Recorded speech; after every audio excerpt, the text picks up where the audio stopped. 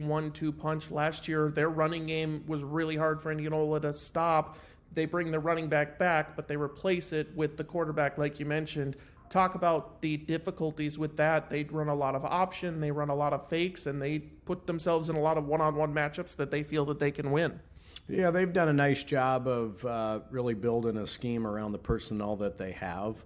And, you know, they've got that 1-2 punch, as you mentioned, and the minute that you're taking care of the running back, all of a sudden quarterback pulls it, and no one on the field is going to catch him. He is that fast. He's that explosive. So we just got to be really disciplined. We have to make sure that we are assignment sound. And then when we have opportunities to tackle, we have to make sure that we get the tackle to the ground. When Indianola wins this year, when they've looked at their best, they've controlled the line of scrimmage, they've gotten up early, let the defense run loose a little bit when the other team's forced into maybe some situations they don't want to be in. How important is that here at home to get off to a good start that we really haven't seen over the last couple of weeks? Yeah, we've been two different teams on the road and then at home, and we really hope that we come out and see that team that's been at home all year long. And tough matchup. They're physical. They're big, they're physical, and like we mentioned earlier, they know how to win. So we just got to once again try to establish ourselves up front and get a fast start, something that we haven't been able to do the last few weeks. So that's going to be important, and I think just settle into the game and just relax a little bit and play the game the way we're capable of playing. And if we're able to do that, then we're going to have a good chance at the end of the night. Breaking down the X's and O's on film, for whatever reason, it feels like more of an offensive issue in that first quarter or first half, not in sync, whether it's, missing a block or missing a throw or missing a catch. It just kind of feels like it's not just one thing. What have you seen from a coaching perspective that is contributing to some of these slower starts? It's a culmination of several things. Last week it was, hey, we got stuffed on 3rd and 1, something that we've been really good at all year long, and then we have to punt on the first drive. It might be a throw that isn't made or a catch that's a ball that's dropped. So it's a bunch of different things, and we just got to be a disciplined team that executes at a high level, because that's what it's going to take against a really good football team. The home environment, again, we mentioned it a couple of times, but how important is that? It feels like these guys feed off of that a little bit, and they are a different team at home. Is it just preparation, do you think, or is it just kind of one of those quirks of this team that they're so much better at Indianola Stadium? As we've talked about in many post games, that is still a mystery, and I wish I could answer that, but I think it's one of those quirks that we come out and play well at home. So tonight, I really hope that that's the case. We've got a great group of guys that care deeply about this program and how we do. So I would expect them to come out and play at a very high level. And then defensively, you've had to shuffle guys around basically all season long, and different guys wearing different hats. That's a strength near the end of this season, right, where you can put guys in these situations and they're not going to be thrown off by anything. Injuries or personnel aside, it feels like this defense is quite versatile. Yeah, very versatile, and we've put guys in positions that they're not used to playing, and they get 2 or 3 days of practice to try to master that position for that Friday night game. So a lot of credit goes to our guys and their ability to just adjust on the run throughout the week. And so we got to play great defense tonight. It's an offense that scores a lot of points. And once again, got to be great tacklers and very disciplined defensively.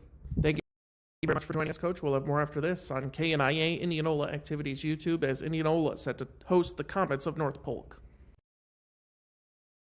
You've changed thousands of diapers, cut off hundreds of crusts, played hours of peekaboo and duck duck goose, because you do anything for your kids. That's why it's so important to protect them with life insurance from State Farm. State Farm agent Chad Keel will help make it easy and affordable to help you protect your family no matter what the future holds. Because for the people you do anything for, life insurance could mean everything. Call State Farm agent Chad Keel in Indianola today.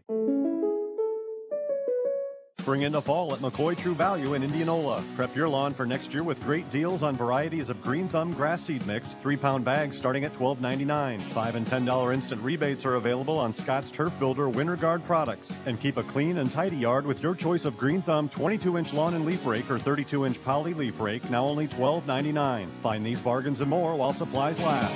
McCoy True Value Hardware. Service with heart. DeYarman CDJR Knoxville with these outstanding offers. New Grand Cherokee 4xe Trailhawk with up to $13,000 off. New Dodge Hornet RT also up to $13,000 off. New Jeep Gladiator Sports receive 14% off MSRP. And new 2024 Ram 1500 Bighorns with over $10,000 off. And we want your trade. Receive $300 to $500 more or we will buy it from you. Incredible savings at DeYarman Automotive Knoxville. At Country Financial, they're more than just an office you may pass by driving through town. They're a part of your community and help support the programs that make our neighborhoods thrive. They take the time to get to know their clients. They know that every situation is unique, and their goal is to understand yours, so they can help you be confident about your financial security and your future. Call your local Country Financial representative, Rob Keller, at 515-961-2351 to talk about how he can help ensure the future you're dreaming of is something you can proudly own no matter what it looks like.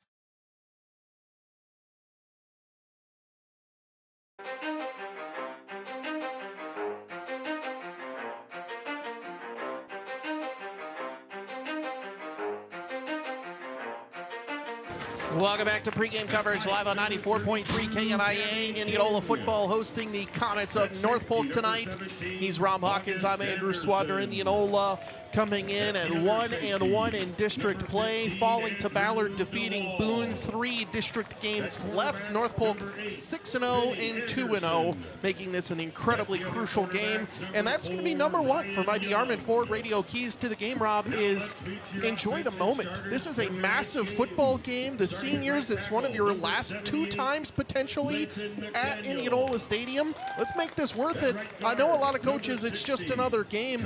Coach Kluver likes to say, they know the moment. Let's embrace the moment here tonight. Yeah, he talked about it in the pregame interview, and he talked about, hey, let's go out and just relax and just come out here and play our game. And when you relax and you play your game, that typically turns into having a good time, right?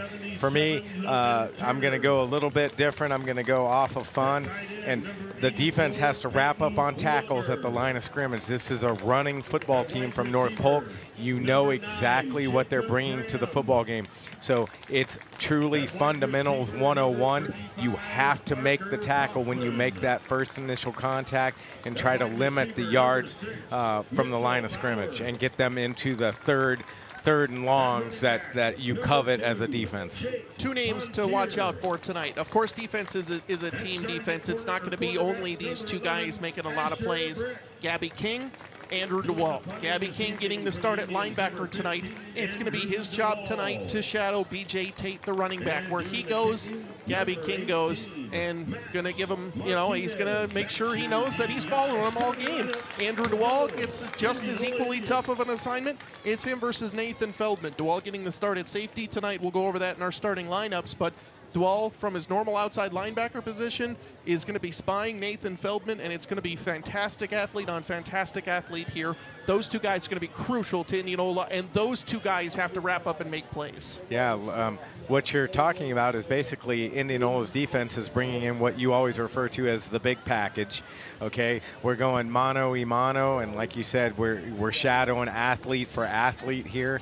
And that's how you're going to stop the big play. And Indianola has fallen victim to a couple big plays, specifically in the Pella game with Emmanuel Deers, and then in the Ballard game. Have been Big plays. Big Manuel plays. Deers, and then, of course, the very first play basically from scrimmage against Ballard was a couple of big touchdowns that led to their 2 losses. Yep. So, it's going to be interesting to watch. And, and then we can't forget the offensive side of the football for Indianola. Last week we saw Asher Brick roll out on some designed rollouts. And then he would actually tuck the ball and ran and did a nice job really mixing it up. And I think Indianola, they're going to have to continue to do that, run that balanced attack that they're getting comfortable with and that we've been seeing in the second half of a lot of the football games. But they're going to have to bring that same energy because they're not going to get a lot of opportunities because I think, North Polk with running the football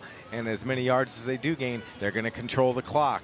And so possessions are going to be premium tonight. Absolutely. Those are our DeArmond Ford radio keys to the game. You'll enjoy doing business with DeArmond Ford and DeArmondFord.com. The Pride of Indianola Marching Band is making its way out onto the field right now, if you can hear them out in the background. But one of the things I'm paying attention to here tonight, Rob, as well, not necessarily a DeArmond Ford radio key to the game. Indianola hasn't lost at home since Carlisle, 2022. The last 2 years, of course, this year is just 2 games, but last year undefeated at home, this year undefeated at home, and just 2 losses in the past 4 years at home. Lewis Central in the second round of postseason play in the quarterfinals in 2021. Carlisle here in 2022. Indianola's only losses the last 4 years at home. Yeah, that's quite an impressive streak, and this one you could make an argument would be the biggest win of all against a number 1 ranked North Polk team. 2021 versus Lewis Central, or this one would be my top two moments. So we'll take a short time out. The Pride of Indianola Marching Band is making their way out there, and we'll have more after this on the KNIA radio pregame show, including starting lineups after this on KNIA. At Community First Credit Union, you can get $1,000 off closing costs when you get a new mortgage loan with us. A savings like that can really make a difference for you. Plus, we offer great rates and local lenders you can trust. Get details online at c1stcu.com/home and apply today using our C First Mortgage app or stop by any of our locations. Subject to credit approval and program qualifications. Some restrictions apply. Equal housing opportunity. National Bosses Day is Wednesday, October 16th. Express your appreciation with a floral arrangement, desk plant, or box of chocolates from Bellflower Florist and Gifts in Norwalk. Place your order now and surprise your boss with a perfect gift. Visit bellflowerfloristandgifts.com to order online or stop by their location at 2251 Sunset Drive, Suite C in Norwalk. Open Monday through Saturday, Bellflower Florist and Gifts is also the perfect place to find fall porch decorations. Check out their supply of pumpkins, gourds, mums, and decorative signs today. When it comes to insurance, it seems like the options are never-ending and sometimes confusing. That's why I rely on the experts that have been doing this way before my time. Weinman Insurance in Indianola. Hi, this is Denise with the Wyman Insurance team in Indianola. Wyman Insurance has been providing protection to customers for over 125 years. We work with companies such as Nationwide. Whether it be personal or business, contact us today for an insurance comparison or visit us at wymaninsurance.com. That's WEINMAN insurance.com. Spring into fall at McCoy True Value in Indianola. Prep your lawn for next year with great deals on varieties of Green Thumb grass seed mix, 3-pound bags starting at $12.99. $5 and $10 instant rebates are available on Scott's Turf Builder Winter Guard products. And keep a clean and tidy yard with your choice of Green Thumb 22-inch lawn and leaf rake or 32-inch poly leaf rake, now only $12.99. Find these bargains and more while supplies last. McCoy True Value Hardware. Service with heart. Let's talk comfort. Are you comfortable in your life, your family, your career? Most people are. Are you comfortable in your house? I mean, is your home cool in the summer and warm in the winter? Does your home comfort system do what it's supposed to do when it's supposed to do it? If you can't say yes, you need to contact Hines Mechanical. Hines Mechanical is your premier Lennox home and commercial comfort experts. You've probably seen their big white and red trucks in your area. When you see a Hines Mechanical truck, you know it means trust, reliability, and comfort in your home. They sell only the best and service all brands. Call 515-337-2074. Hines Mechanical, service done right. Have you heard the news? No, what is it? People's Bank is giving out more than $1 million in rewards to people with Kasasa checking. Wait, say that again? People's Bank is giving out more than $1 million in rewards to people with Kasasa checking accounts. Usually you put your money in a checking account. You don't get money back. Not if you're a People's Bank Kasasa checking account holder. When you have a People's Bank Kasasa checking account, you can earn cash rewards for doing simple things like getting e-statements, using online banking, and swiping your debit card. Wow, People's Bank really does reward its customers. Yeah, to the tune of $1 million.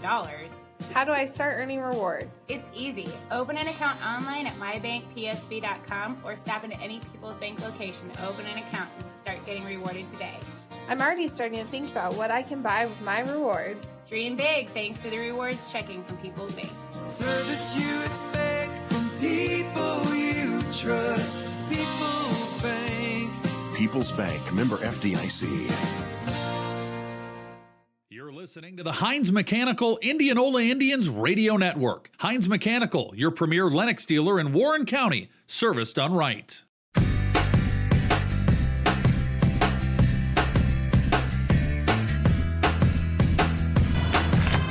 It's Pride of Indianola Marching Band, the senior night and youth bands night tonight at Indianola Stadium.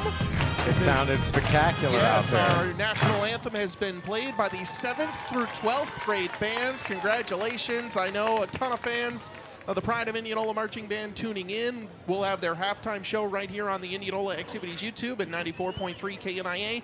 Indianola football hosting the Comets of North Polk. This is the KNIA radio pregame show. He's Rob Hawkins. I'm Andrew Swadner. We had our DeArmond Ford radio keys to the game. We're about 5 minutes away from kickoff. Let's do tonight's starting lineups, and I will start off with the visiting North Polk Comets, starting on the offensive line from left to right. Number 77, Hunter Bassino. Number 71, Drew Figgins. Number 60, Jackson Richards. Number 63, Micah Sands. And number 64, Chase Miller.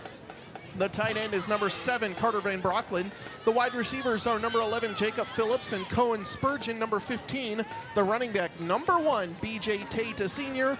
And the quarterback, number 9, Nathan Feldman, a senior. On the defensive line, North Polk running a 4-3 lineup. On the defensive line, number 63, Micah Sands. Number 90, Henry Christensen. Number 64, Chase Miller. And number 7, Carter Van Brocklin. The linebackers, number 11, Jacob Phillips, number 2, Luke Engebretson, and number 57, Wesley Visolden. The 2 cornerbacks will be number 3, Brady Reinhardt, and number 5, Nathan Pitlock. And the safeties, number 9, Nathan Feldman, and number 30, Brady Cathcart. And for your Indianola starters, Mr. Rob Hawkins, take it away. All right, first on the defensive line from left to right, senior Carson Slora, sophomore Riley LaFrenz, and junior Jacob Cruz. The linebackers tonight, junior Peyton Wilbur, junior Gabby King, a senior A.J. Pontier, and senior Max Wedmore. At the corners is senior Ryan Young and sophomore Hayden Schulte. And at the safeties, seniors Andrew DeWall and Vinny Anderson. For your offensive line from left to right, it's senior Logan Turner, junior Jacob Cruz, junior Thomas Spargo, senior Conlon Leventhals, and senior Lathan McDaniel. At the tight end is junior Peyton Wilbur. The starting wide receivers are juniors Parker Kaufman, junior Jacob Graham, and senior Mitchell Bauer. At fullback tonight will be junior Gabby King. At the running back will be senior Jake Pontier, and QB1 tonight, junior Asher Bricker. Also want to make a mention for Rylan Hilton as well. He's kind of one of those 4 or 5 guys who get in at wide receiver a lot. So not quite starting, but going to be part of that starting group for Indianola. That's our starters for tonight for both North Polk and Indianola. Of course, you're listening to the Heinz Mechanical Indianola Indians Radio Network as the Indians take the field for the first time. Again, a massive matchup here tonight. And we are going to have ton of stats for you, including our Indianola Municipal Utilities instant radio updates. Well, Rob, like Indianola had last year, Pella played Thursday night, and they ended up defeating Des Moines Hoover 42-10 at Mediacom Stadium, where you've been, but I haven't been last year. So Pella moves to 7-0 with a 42-10 victory over Des Moines Hoover. Well, I hate to tell Indianola fans, but they were supposed to root for Pella last night, and you don't always say out loud here in the shadow of Simpson College, you don't say go Dutch. It's true, but for RPI-wise, we'll go through this a lot more in the last couple weeks of the season, but your opponent's record matters, and your opponent's record matters. So teams that either Indianola has played so far, you want them to win. I know that's hard to accept sometimes, rooting for Norwalk, rooting for Pella, but that really does help your RPI that they can come out and win. Boy, I'm struggling so far in pregame. We'll get this figured out, Rob. North Polk is in their away whites. They have black numbers with black pants and black helmets. Indianola's in their home purples, gold pants, white numbers, and their gold helmets. They're looking good again here tonight.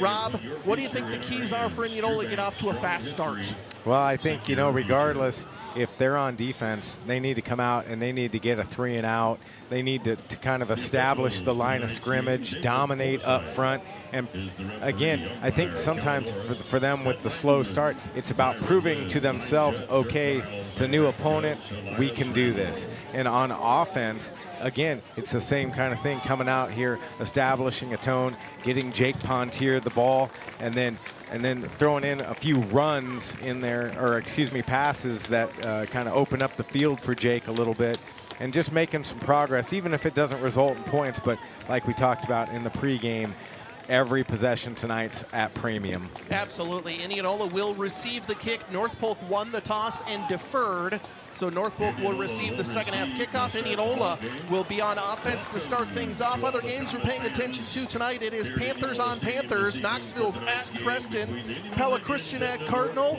Norwalk at Council Bluffs Jefferson, and Newton versus Carlisle. Pleasantville is at Eddyville Blakesburg Fremont, Twin Cedars at Belle Plaine, and Melcher Dallas at BGM. In Warren County, Martinsdale St. Mary's at Linville Sully, and Southeast Warren 6-0 at number 1 Lennox 6-0. That might be one of the games of the night in 8-man. 8-man, that's explosive football right there. And the crazy thing in an 8-man, Southeast Warren 6-0, unranked. That's how crazy 8-man is right now. Wow. 12 minutes on the clock. We're inside the Indianola Hy-Vee radio broadcast booth on 94.3 KNIA North Polk. Going to be kicking off from left to right throughout the game. We'll have house roofing game resets. Our fan of the game presented by Downey Tire Pros. Tonight's Raise the Roof moment of the game presented by All-American Exteriors. Who's Always Open presented by Godfather's Pizza Express. We'll go inside the numbers presented by Fellows and Blake Financial. And tonight's longest drive is presented by Keller's Garage. North Polk kicks it off, and we are off and running. Rylan Hilton at his own 3-yard line across the 10 to the 20. Dodges one tackler, stays on his feet to the 23, 24-yard line, and that is where Indianola will start on offense for the first time. 11:53 to go, quarter number 1. Nothing score. He's Rob Hawkins. I'm Andrew Swagner. Well, Indianola has the football to start, and so here we go.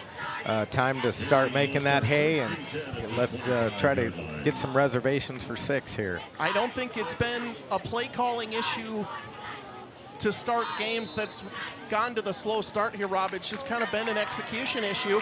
Parker Kaufman and Rylan Hilton set up to the left. Gabby King in at fullback. Pontier at running back, Brick in the shotgun from their own 25-yard line. Handoff, Pontier, no, Brick keeps it. He's got Hilton, he's got Kaufman at the 40. One-on-one to the sideline, to the 50, to the 40, inside North Polk territory, to the 20. Taken down from behind, but Asher Brick finds Parker Kaufman for a massive gain of 50-plus yards, and they're inside the red zone already. Big-time throw and a bigger catch by Parker Kaufman, and you could not have scripted a better start for the Indianola offense. This is how wide open, Rob. Hilton and Kaufman down the field, 52 yards on the first play. Yeah, you couldn't have scripted that any better, and this is exactly the quick start that you needed. 57 is my math.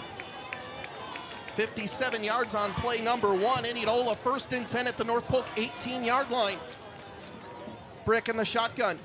They go to Pontier this time, tries the left side, bursts forward across the 15 to the 13-yard line, and Pontier's going to be down, maybe not the most favorable of spots. They mark him down at the 14, but it is still a gain of 4, sets up 2nd and 6. Yeah, as he was falling down there, his knee kind of got pushed down to the ground, and I think that's probably where they spotted that football. But again, still, you'll take 4 yards on first down, and it's 2nd and 6 here. Parker Kaufman, 57 yards to start the game. Indianola, 61 yards on 2 plays. 10:53 and counting to go, quarter number 1. They have to try and find pay dirt on this opening drive. Brick in the shotgun again. Double wide receivers right. He rolls out to his right, is being chased from behind. Good block in the backfield. Now Brick is going to scramble. He's going to fall down at around the 11-yard line. Great block coming in on the offensive line. That was Pontier with the block. Yes, Pontier saves it, and it's a scramble by 3 yards for Asher Brick. And it's going to be 3rd down and 3, 10:23 to go in the first. Well, Pontier didn't give up on the play, and he saved Asher Brick from being sacked right there. That was going to be negative yards. So Pontier saves Brick from the sack. They need the 8-yard line of North Polk for a first down. 10:10 to go. It's 3rd down and 3. Tight package, the entire left side from the right hash mark. Handoff, Pontier right side. He's going to push forward, gets enough for a first down, stays on his feet at the 5, and Indianola will have a 1st and goal, a 6-yard gain by Jake Pontier. 1st and goal, Indianola at the 5-yard line. Jake Pontier doing Jake Pontier things there, getting the first down, moving the sticks, and Indianola looking pretty good on their first offensive drive here. 1st down and goal from the 5.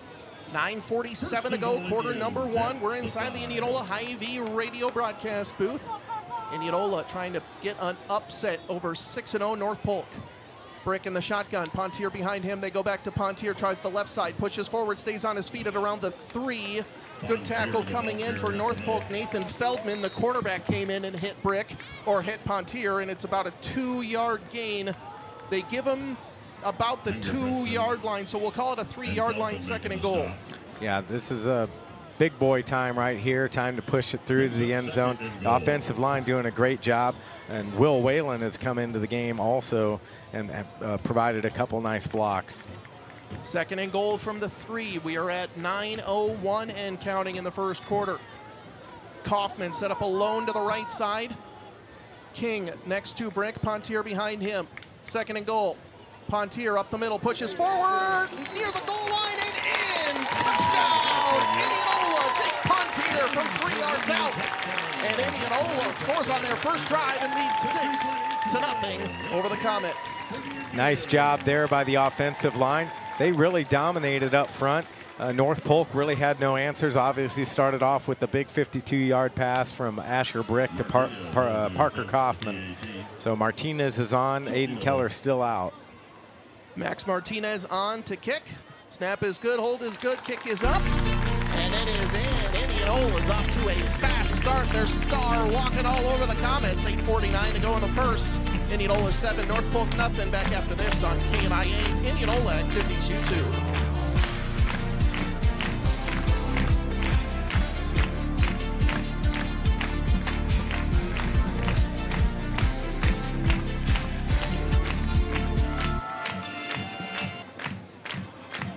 Harder to get the vaunted #1 spot this year.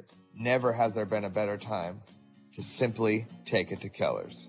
Hi, this is Chad Keller with Keller's Garage in Indianola, Iowa. I'd like to take time to thank everyone that trusts us to work on their vehicles, and for simply taking it to Keller's.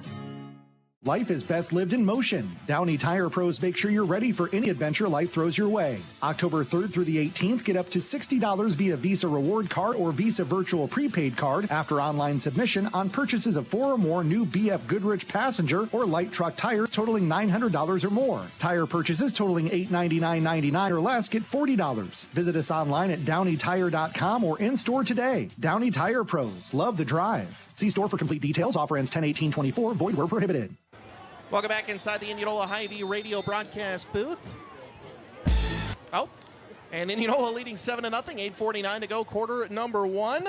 Martinez will kick it off. Pooch kicks it to North Polk, bounces at the 20-yard line. The Comets grab it at around their own 18, finding some room up the middle, and North Polk could be off and running to the races. Hit from behind across the 50-yard line, and a great return for the Comets. Jacob Phillips gives North Polk great field position, and I believe a touchdown-saving tackle from Ian McDonald, the junior, and North Polk nearly got a big play answer with 8:41 to go in the first quarter. Yeah, and you know, Coach Kluver always talks about the importance of the special teams component in this, and right away, North Polk operating with a short field.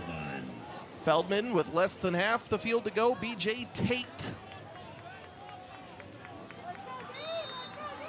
in at running back. Double wide receivers left, one to the right. Wide receiver, push pass on the sweep. Hit Bob around the line of scrimmage, but falling forward. Good tackle coming in for Indianola. I believe that was Gabby King, and it will be a 3-yard rush up to the 44-yard line inside Indianola territory for Cone Spurgeon. Yeah, Feldman, not Feldman, But number 15 for North Polk there, Spurgeon, he's limping a little. Got hit a little bit. Double wide receivers right, one to the left, 2nd down and 7. They mixed up a handoff. Now Feldman's going to run. He's going to be hit from behind, not taken down. Boy, he is tough to bring down. He was hit at around the 40, falls all the way up across to the 32-yard line. A late flag comes out. I wonder if they got a horse collar on Feldman on there. It looked like August Anderson maybe just kind of tried to reach the back, and that's unfortunate. Yeah, Feldman was spinning around there, and August Anderson flying in and had his arm, and I think he caught the back of the pads there, and everybody in the stadium saw that. Face mask, they're going to call it. So on Indianola, 8:05 to go, quarter number 1, North Polk, big yardage. They ran that one up to the 33, an 11-yard gain for Feldman. And it will add more, 15 to it. That was a botched play, Rob. Feldman was supposed to hand that one off to Tate, and there was miscommunication, and Feldman just took it down and ran, and that just shows you how dangerous he is. Yeah, and we talked about that in the pregame also. We talked about how, even on a busted play with the secondary or something like that, Feldman's going to drop that ball down and run, and he's going to get yards. Clock running. North Polk just a couple plays in already in the red zone. They have a big formation to the right. Feldman in the shotgun. Tate next to him. Tate gets his first handoff. No, Feldman's going to take a shot deep to the end zone, and that one is going to fall incomplete. Good coverage out there by Ryan Young, and it will be 2nd down and 10. Yeah, Feldman kind of underthrew that ball just a little bit, and Ryan Young with good coverage out there also. Young on the coverage for the Indians. 2nd down and 10 from the Indianola 18. Clock temporarily stopped at 7:48 to go in the first. We do have our first Indianola Municipal Utilities instant radio update. Pella Christian leading Cardinals 7-0, 11 minutes to go in the first quarter. Our score here, Indianola 7, North Polk 0. However, the Comets on their first drive are already deep inside Indianola territory. Double wide receivers left, none to the right. Feldman in the shotgun, 2nd down and 10. Quarterback keeper Feldman, they try the screen. Indianola reads it well, and a good tackle coming in for Indianola. Nice job there by Thomas Spargo. And will go for positive yards up to about the 13-yard line for a gain of 5. Sets up 3rd and 5. Yeah, Gabby King in on that stop as well. And so, again, that big package coming in handy. 3rd down and a long 4, they'll call it. North Polk quickly moving, and they're going to get a false start here. 2 guys in motion, other guys on the offensive line moving forward. So 5 yards back for the Comets with 7:22 left to go here, quarter number 1. Indianola leading 7-0. That's a fortuitous penalty for Indianola, kind of drives them back a little bit here. Coincidentally, North Polk has not kicked a field goal all season. Yeah, good shout out. It's probably almost guaranteed to be 4-down territory for the Comets. Although we don't know if that's due to just them scoring a lot and being ahead, or just not having that weapon in their arsenal. Double wide receivers left, one to the right, 7:06 to go, quarter number 1. 3rd down and 9, empty backfield for Feldman. He's going to take it. Quarterback keeper up the middle. They can't bring him down to the 10-yard line. He's going to be just shy of the 1st down marker. Gain of 7, and it's 4th down and 2. They're most assuredly going to go for it here. 4th down and 2 from the Indianola 10-yard line, 6:44 and counting here, and already a big play. Yeah, Feldman's impressive. You got the way he just kind of slithers through that line. It's fascinating to watch.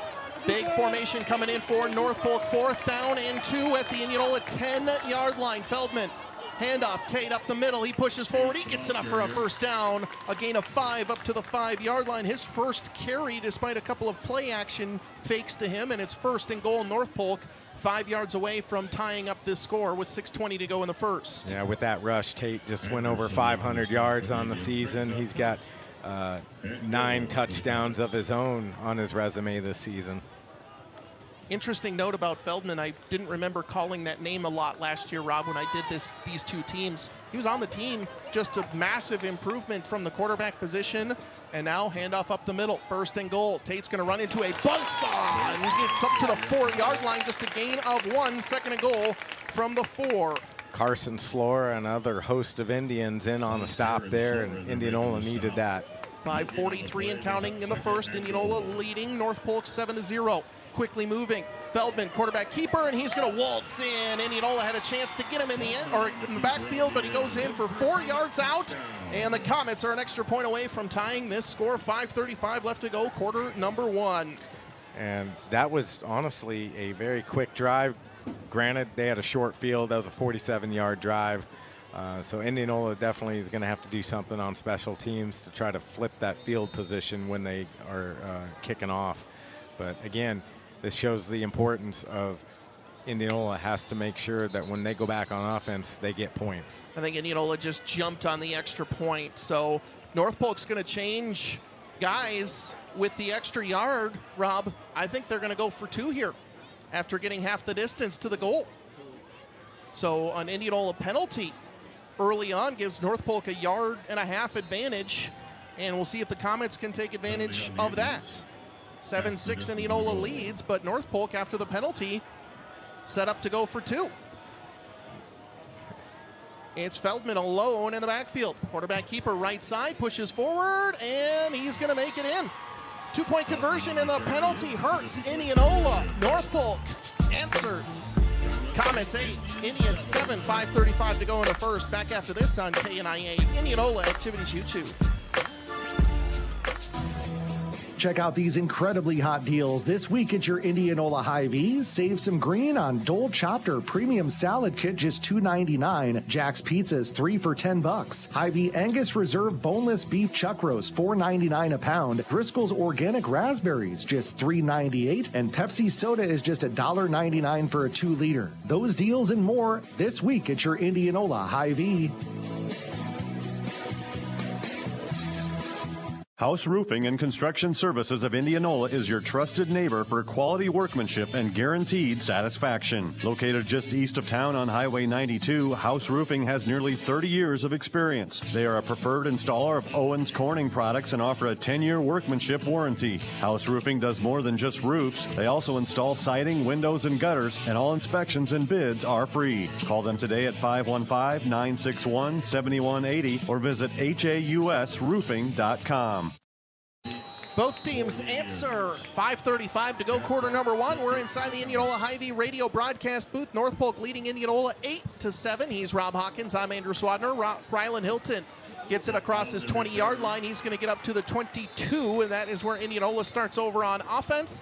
Both teams with a good opening drive. Rob, Indianola gets a big play. North Polk gets a short field, but both offenses look very impressive. Yeah, this could be a track meet tonight, Andrew. I'm definitely excited to see this second offensive drive and see what kind of play calls offensive coordinator Mitch Curtis has dialed up for us. Last year was 27-0. Indianola fell at North Polk, so getting that score early, I think, maybe gave them a little bit of confidence. Double wide receivers to the left. Indianola, 1st and 10 from their own 22. Brick in the shotgun. Handoff. No, Brick, keeper, looks to the outside, has a receiver open, caught at the 30, up to the 35-yard line. And Jacob Graham in on the catch, and it goes up to the 36 for a gain of 14. Yeah, nice play. Nice fake handoff there. Nice tight spiraled over to Jacob Graham, makes the catch, and then gets a few yards after the catch and move the sticks. All right, Jacob Graham with a good catch. Indianola receivers have been open. Brick is 2 for 2 for 71 yards. Double wide receivers right and left. 5:21 to go, quarter number 1, and they get the Comets to jump. Brick with his clap. He's gotten much better at that with some confidence on the cadence. Yeah, he does a nice job. Even Aaron Rodgers would be jealous. As many years as I had to sit and watch the Vikings jump off sides against Aaron Rodgers, it's nice to see it for a team in purple for a little bit. 5:21 to go, quarter number 1. Indianola trailing North Polk 8-7. Lots of Indianola Municipal Utilities instant radio updates coming in. Creston leading Knoxville 14-0. Pella Christian leading Cardinal 14-0. It's 1st and 5 at the 41-yard line inside Indianola territory. Brick, quick pass out, caught Bauer up across the 42 to the 43-yard line. Just a quick gain of about 2 yards to Mitchell Bauer, and he gets helped up, and it will be 2nd down and 3 after the 2-yard gain. Yeah, just a quick hit there out to the flat there, and he's able to get upfield. Not as much as we'd have wanted there, but still second and manageable here. They're trying to spread out the Comets a little bit, I think. Just try and get their athletes out in space. They need the 46-yard line for a first down. It's 2nd down and 3. You keep throwing the football, you're going to open up those running lanes for Jake Pontier. Double wide receivers, one left, one right this time. Pontier in the backfield. They go to him, up the middle, pushes forward. He finds Green, gets out of one tackle at the 50 to the 45 to the 40, hit from behind and taken down inside North Polk territory at the 35-yard line. It's a gain of 22 on the ground for Jake Pontier. And Jake Pontier, he picked his spot there. He saw the left tackle there kind of push his man out of the way, and then he just kind of juked over to the left, and then he got right through there. And so great job being patient and finding the hole. It's a lost art for running backs, being patient, and you have to have the offensive line to be able to do it too. Double wide receivers left, 1st and 10 at the North Polk 35-yard line. Brick in the shotgun. Hand off Pontier. This time he just tries to push forward, and he's going to be stuffed at the line of scrimmage. Nice job by the Comets. It looked like Luke Ingebretson in on the tackle, and it goes for no gain, 2nd and 10. Yeah, Ingebretson pulled an Andrew DeWall move, then stuck his arm out and kind of got that forearm tackle that we saw so much of last week up at Boone.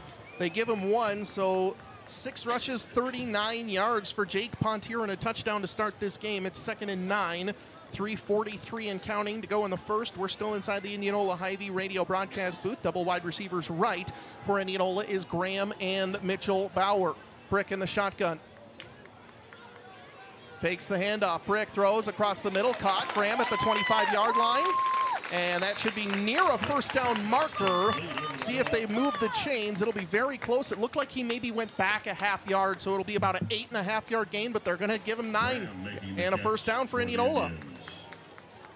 Yeah, they're kind of holding them up here. Now they're going to talk about it. I thought it was short. Graham kind of went back across the line of scrimmage, and I think they moved the chains a little preemptively there, Rob. Yeah, they get the side judge there. He waved the chain gang on there, and so going to have to. Once you move it, it is not an exact science. So if it's short, I understand what they're doing, but once you move it, you're really not supposed to measure like that. But unfortunate miscommunication. I think they're getting the correct call, but unfortunately for Indianola, the chain might not be exactly where it was. Yeah. They're just going to say 3rd and 1. They're not going to measure. For scorekeeping, we'll do a 9-yard gain for Graham. Brick's just going to push forward. He's going to get up to the 24-yard line, a gain of 1 for Brick on the ground, and it's 1st and 10 Indianola. Oh, we had a lot of conversation for not a lot of result there. Was it a 9-yard? Was it an 8.5? It was a Brick 1-yard rush. You know what I liked about it, though, was Jacob Graham ran right to the sticks. He knew where he needed to get down for the first down marker. Absolutely. So Jacob Graham, 2 catches, 23 yards. 1st and 10 Indianola at the North Polk 24, under 3 minutes to go in the first quarter. Brick in the shotgun. Pontier alone with him, and Pontier gets the handoff. He's got a good lead block out to the left side. Pushes forward up to the 22. Nice job pursuit by North Polk. In on the tackle for the Comets was Caleb Hoffman, the senior linebacker, and it's going to be 2nd down and 8 for Indianola at the North Polk 22. Yeah, those were a couple hard-earned yards there for Jake Pontier. But Indianola's offense still looking good. I like the way they're throwing in the passing game. Asher Brick, just so much confidence throwing the football. And again, obviously you gain that as the season goes along. But boy, what a difference from the Urbandale game to now. Bauer and Graham out to the right for Indianola. 2nd down and 8. Brick in the shotgun. Handoff. Pontier again tries the right side. This time he's wrapped up and taken down at the line of scrimmage. Nice job by the Comets. Again in on the tackle. Again was Hoffman, and Micah Sands in on the tackle, and it goes for just 1 yard up to the 21, and it's 3rd and 7. There was nothing shoestring about that. That was just a total domination, push through, and nice tackle there by North Polk. Might be 4 down territory. Aiden Keller, the kicker, is out. Max Martinez has come on and done a good job, but they haven't asked him to kick very many field goals. So big situation for Indianola on this 3rd and 7 from the North Polk 21-yard line. Brick in the shotgun, double wide receivers left and right. Drops back to pass, throws across the middle. It's going to be caught into the hands of Jacob Graham again, and it feels like each week Brick finds a new favorite target. Graham's the guy this week. And I've got it right there. That was 3rd and Graham. Yeah, let's go. Gain of 7 on 3rd and 7. And the proudest grandpa up in the Indianola Hy-Vee radio broadcast booth. 1st and 10, Indianola at the North Polk 13, 1:11 left to go, quarter number 1. North Polk leading Indianola 8-7, both teams with touchdowns. Comets with a successful 2-point try. Brick in the shotgun. Handoff, Pontier tries the right side. They hit him from the side, but he doesn't go down, and he gets up to the 7-yard line. About a gain of 5 or 6 yards for Jake Pontier, and Indianola will have 2nd down and 4 with most likely 1 more play in this first quarter. I want to give a shout out here to center Thomas Spargo. I mean, he is just kind of commanding that offensive line right now and helping them do some nice job in the running game right there. And he's able to push through on his block, and that enabled Jake to get through there. So nice job. 2nd down and 4, 27 seconds to go, quarter number 1. And Coach Kluver is going to call the first of his 3 McCoy True Value timeouts. He didn't like what he was seeing out there with 23.8 seconds to go here in quarter number 1. In this McCoy True Value timeout, let's give away our fan of the game presented by Downey Tire Pros. I have it on good authority. It is not Rick Wilson. I have it on better authority. It is not Rob Hawkins. And it is not Andrew Swadner. It is John Conrad of Lacona, who is our fan of the game, presented by Downey Tire Pros. John Conrad has won a $50 gift certificate. If you'd like to be our fan of the game, stop by Downey Tire Pros to register, then listen to our next Indianola football broadcast to see if you're our fan of the game, presented by locally owned Downey Tire Pros, your home for hassle-free service in Indianola. Thanks, John, for listening. We appreciate you tuning in. I have it on other good authority. I'm just overusing that term at this point, but it is packed at Downey Tire Pros. So if you filled out your name, lots of competition in the award sheet there. So it's going to be tough. Only one horse can win. You can win at Simpson games too. So tune in tomorrow, Simpson homecoming versus Nebraska Wesleyan. 2 winners a week for Downey Tire Pros. 2nd down and 4 from the 7-yard line for Indianola. Coming out of the McCoy True Value timeout, 23.8 seconds to go. Quarter number 1, Brick in the shotgun. Pontier next to him. Push pass. It's going to be Rylan Hilton around the side to the 5. Spin into the end zone. Flag on the play. A touchdown was called by the referee, Rylan Hilton. That goes down as a 7-yard passing touchdown, but holding on Indianola is going to put a big stall on this drive. That's just a heartbreak there. Great play call, great design. Rylan Hilton just did all the work there, really made that happen, and unfortunately a holding penalty is going to bring that back. So it's going to be tough now for Indianola. 2nd down and 4 turns into 2nd down and 14 from the 18-yard line. The good thing is it's just 2nd down. They don't have to get it all back in one play. They got a couple plays, and you got to think that potentially this is 4-down territory. So really, you're almost thinking they got 3 plays to get 14 yards. Vinny Anderson going into the ball game for Indianola, as well as Parker Kaufman. So a couple of the big guys come off, a couple of the wide receivers come on, and Indianola looking to spread it out. I'd like to see maybe a little bit of a design rollout here. This might be a good time to throw that out. Wide side of the field to the left, Indianola. 2nd down and 15 from the North Polk 18. Anderson goes in motion. Brick rolls out to his left. He's got receivers. Now he's going to pull it down and run, and he is sacked at the 19-yard line. Good sack coming in for the North Polk Comets. Gabe Visoldin, the senior linebacker, and it goes to 3rd and 16, and that will do it for quarter number 1.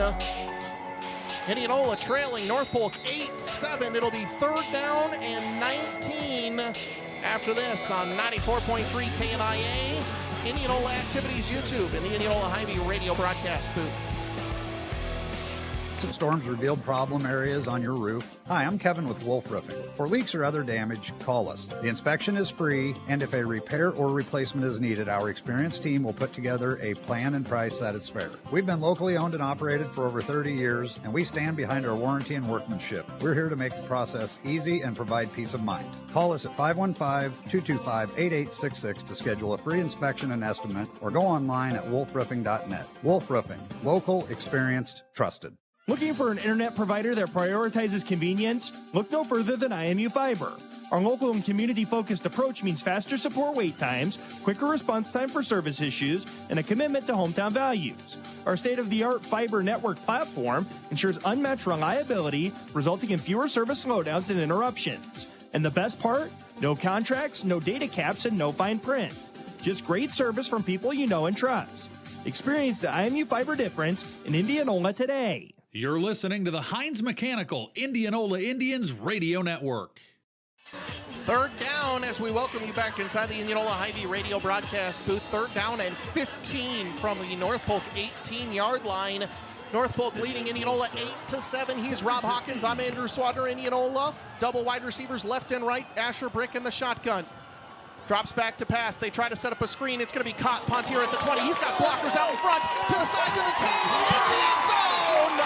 Touchdown, Indianola for 18 yards, and they reclaim the lead, 13-8. Asher Brick to Jake Pontier. Nice job there. A nice, slow developing screenplay. And Conlon Liventhal's with the nice block to help spring Jake Pontier. And Indianola, big-time conversion on third down, Andrew. They needed to score because North Polk's offense looked very good, and now Indianola set up for the extra point. They trail 13-8, 11:51 to go, quarter number 2 now. First play of the second quarter. Snap is good, hold is good. Max Martinez kick is up, and it is through the uprights and in. We're staying right here inside the Indianola Hy-Vee radio broadcast booth. Rob, North Polk ran 8 plays that first quarter and scored. Granted, it was a short field, but the Indianola defense has barely been on the field. The offense dominated the entire first quarter, and they have a 14-8 lead. Yeah, they've held the ball really for about 9 minutes of the game so far, and that can only help Indianola's defense as this game wears on. For Indianola now, the question becomes, how do we stop the ground attack from North Polk? How do we stop Nathan Feldman? And hopefully they got enough rest and they were able to talk it over. I'm sure that defensive coordinator Josh Lohman has some tricks up his sleeve, and we're about to see those. But offensively, this is as good a start as they've had all season long. Asher Brick just looks so comfortable in the pocket. His offensive line is giving him time to throw the football. And those offensive linemen, like we just talked about, Conlon Limthal's getting down the field and making those blocks. Brick 6 of 6 for 107 and a touchdown in this first half so far. 11:51 to go. Couple Indianola Municipal Utilities instant radio updates. Pella Christian leading Cardinal 21-0. Knoxville trailing Creston 28-0 in the first quarter. And Norwalk leading Council Bluffs Thomas Jefferson 7-0. 6:30 to go in the first. We're inside the Indianola Hy-Vee radio broadcast booth on 94.3 KNIA. Martinez kicks it to the sideline, picked up at the 27-yard line. North Polk will have it with their worst field position, which is still great, at their own 35-yard line. Just their second possession of this game with 11:47 to go, quarter number 2. Indianola leading 14-8. Yeah, so Indianola with 2 big long drives, 75 and 77 yards. So again, offensively, looking good. And we knew this was going to be somewhat of a track meet to some extent, and now it's go time on defense. Indianola at home versus Indianola on the road, for whatever reason, is just a big difference. North Polk, 1st and 10, double wide receivers right, big tight end, fakes the handoff. It's going to be caught out in the backfield. Indianola does a nice job. Flag on the play. It goes for about 3 yards up to the 38-yard line, but I feel like this one's coming back. Yeah, they're having a discussion right down there, but no signal yet.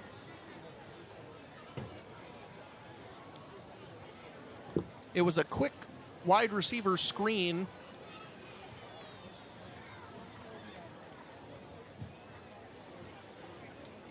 And it was caught by North Polk.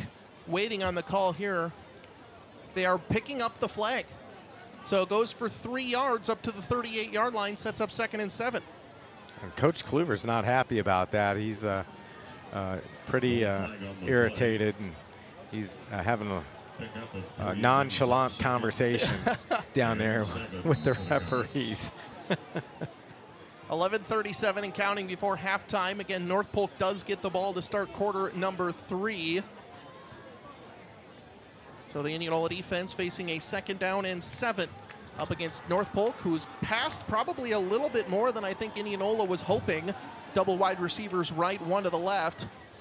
Hand off B.J. Tate. Indianola finds him, tracks him down, and he goes for 1 yard up to the 39-yard line, and it will be 3rd down and 6. Yeah, and this is dangerous ground here. I mean, if Indianola is able to get a stop here, then there's a chance they could flip the field position and get a stop. 3rd down and 7. 3rd down and 6, excuse me. They need the Indianola 45 from their own 39. 10:45 to go before halftime. 2 wide receivers left and right now. Tight end goes in motion.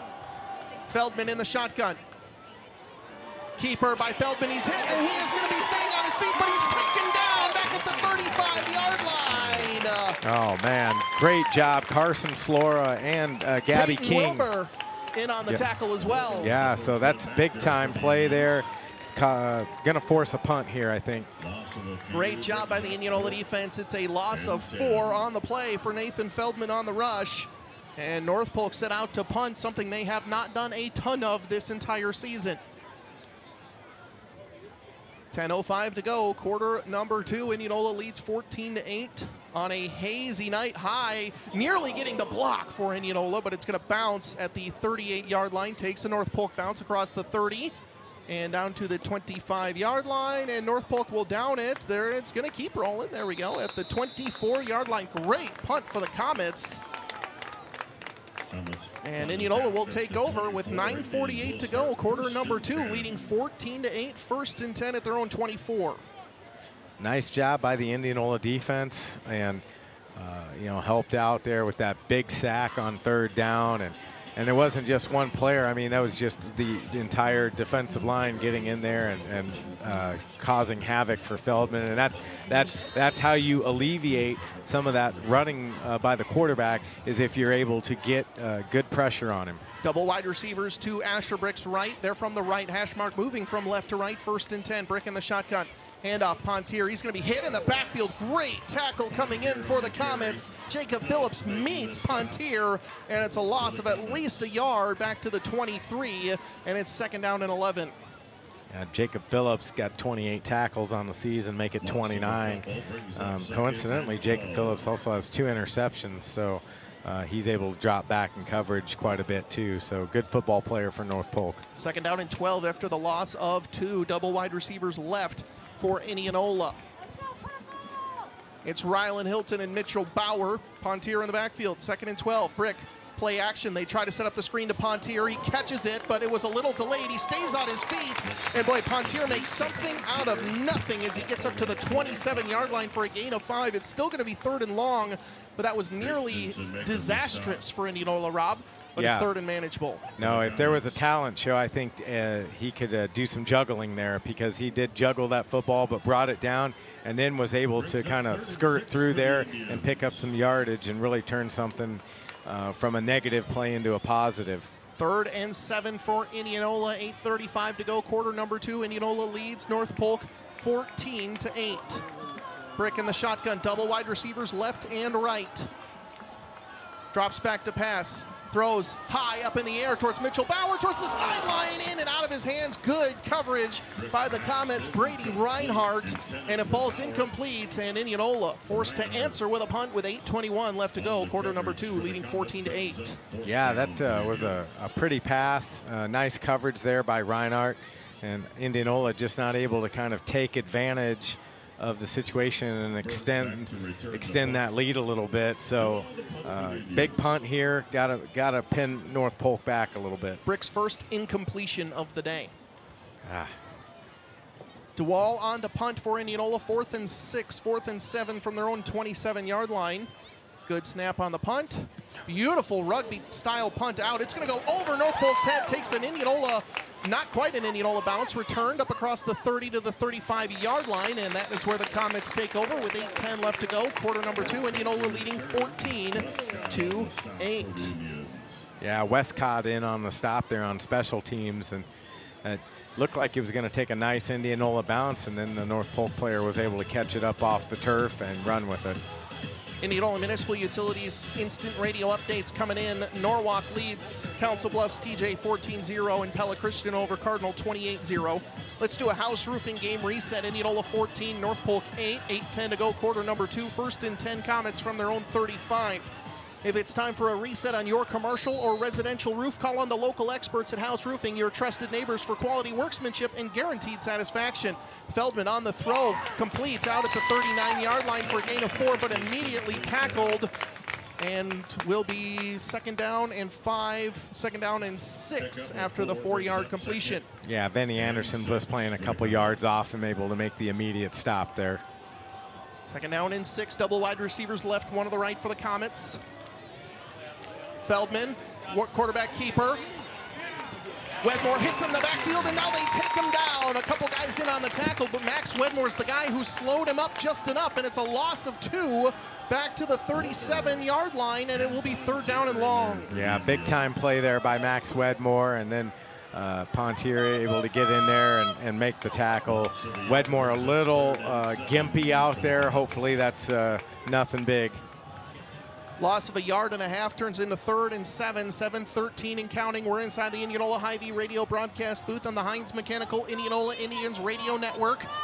And it's third down and 7 for the Comets. Double wide receivers left, one to the right for Feldman in the shotgun. And we're going to get a McCoy True Value timeout called by Coach DeBrink and the Comets.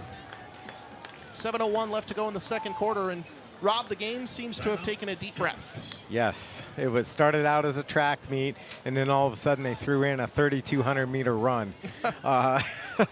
Just snuck that one in there. Yeah, but if you're Indianola, you like how your defense is playing. They're not giving up the big play. Again, the defensive line, they're putting pressure on the quarterback.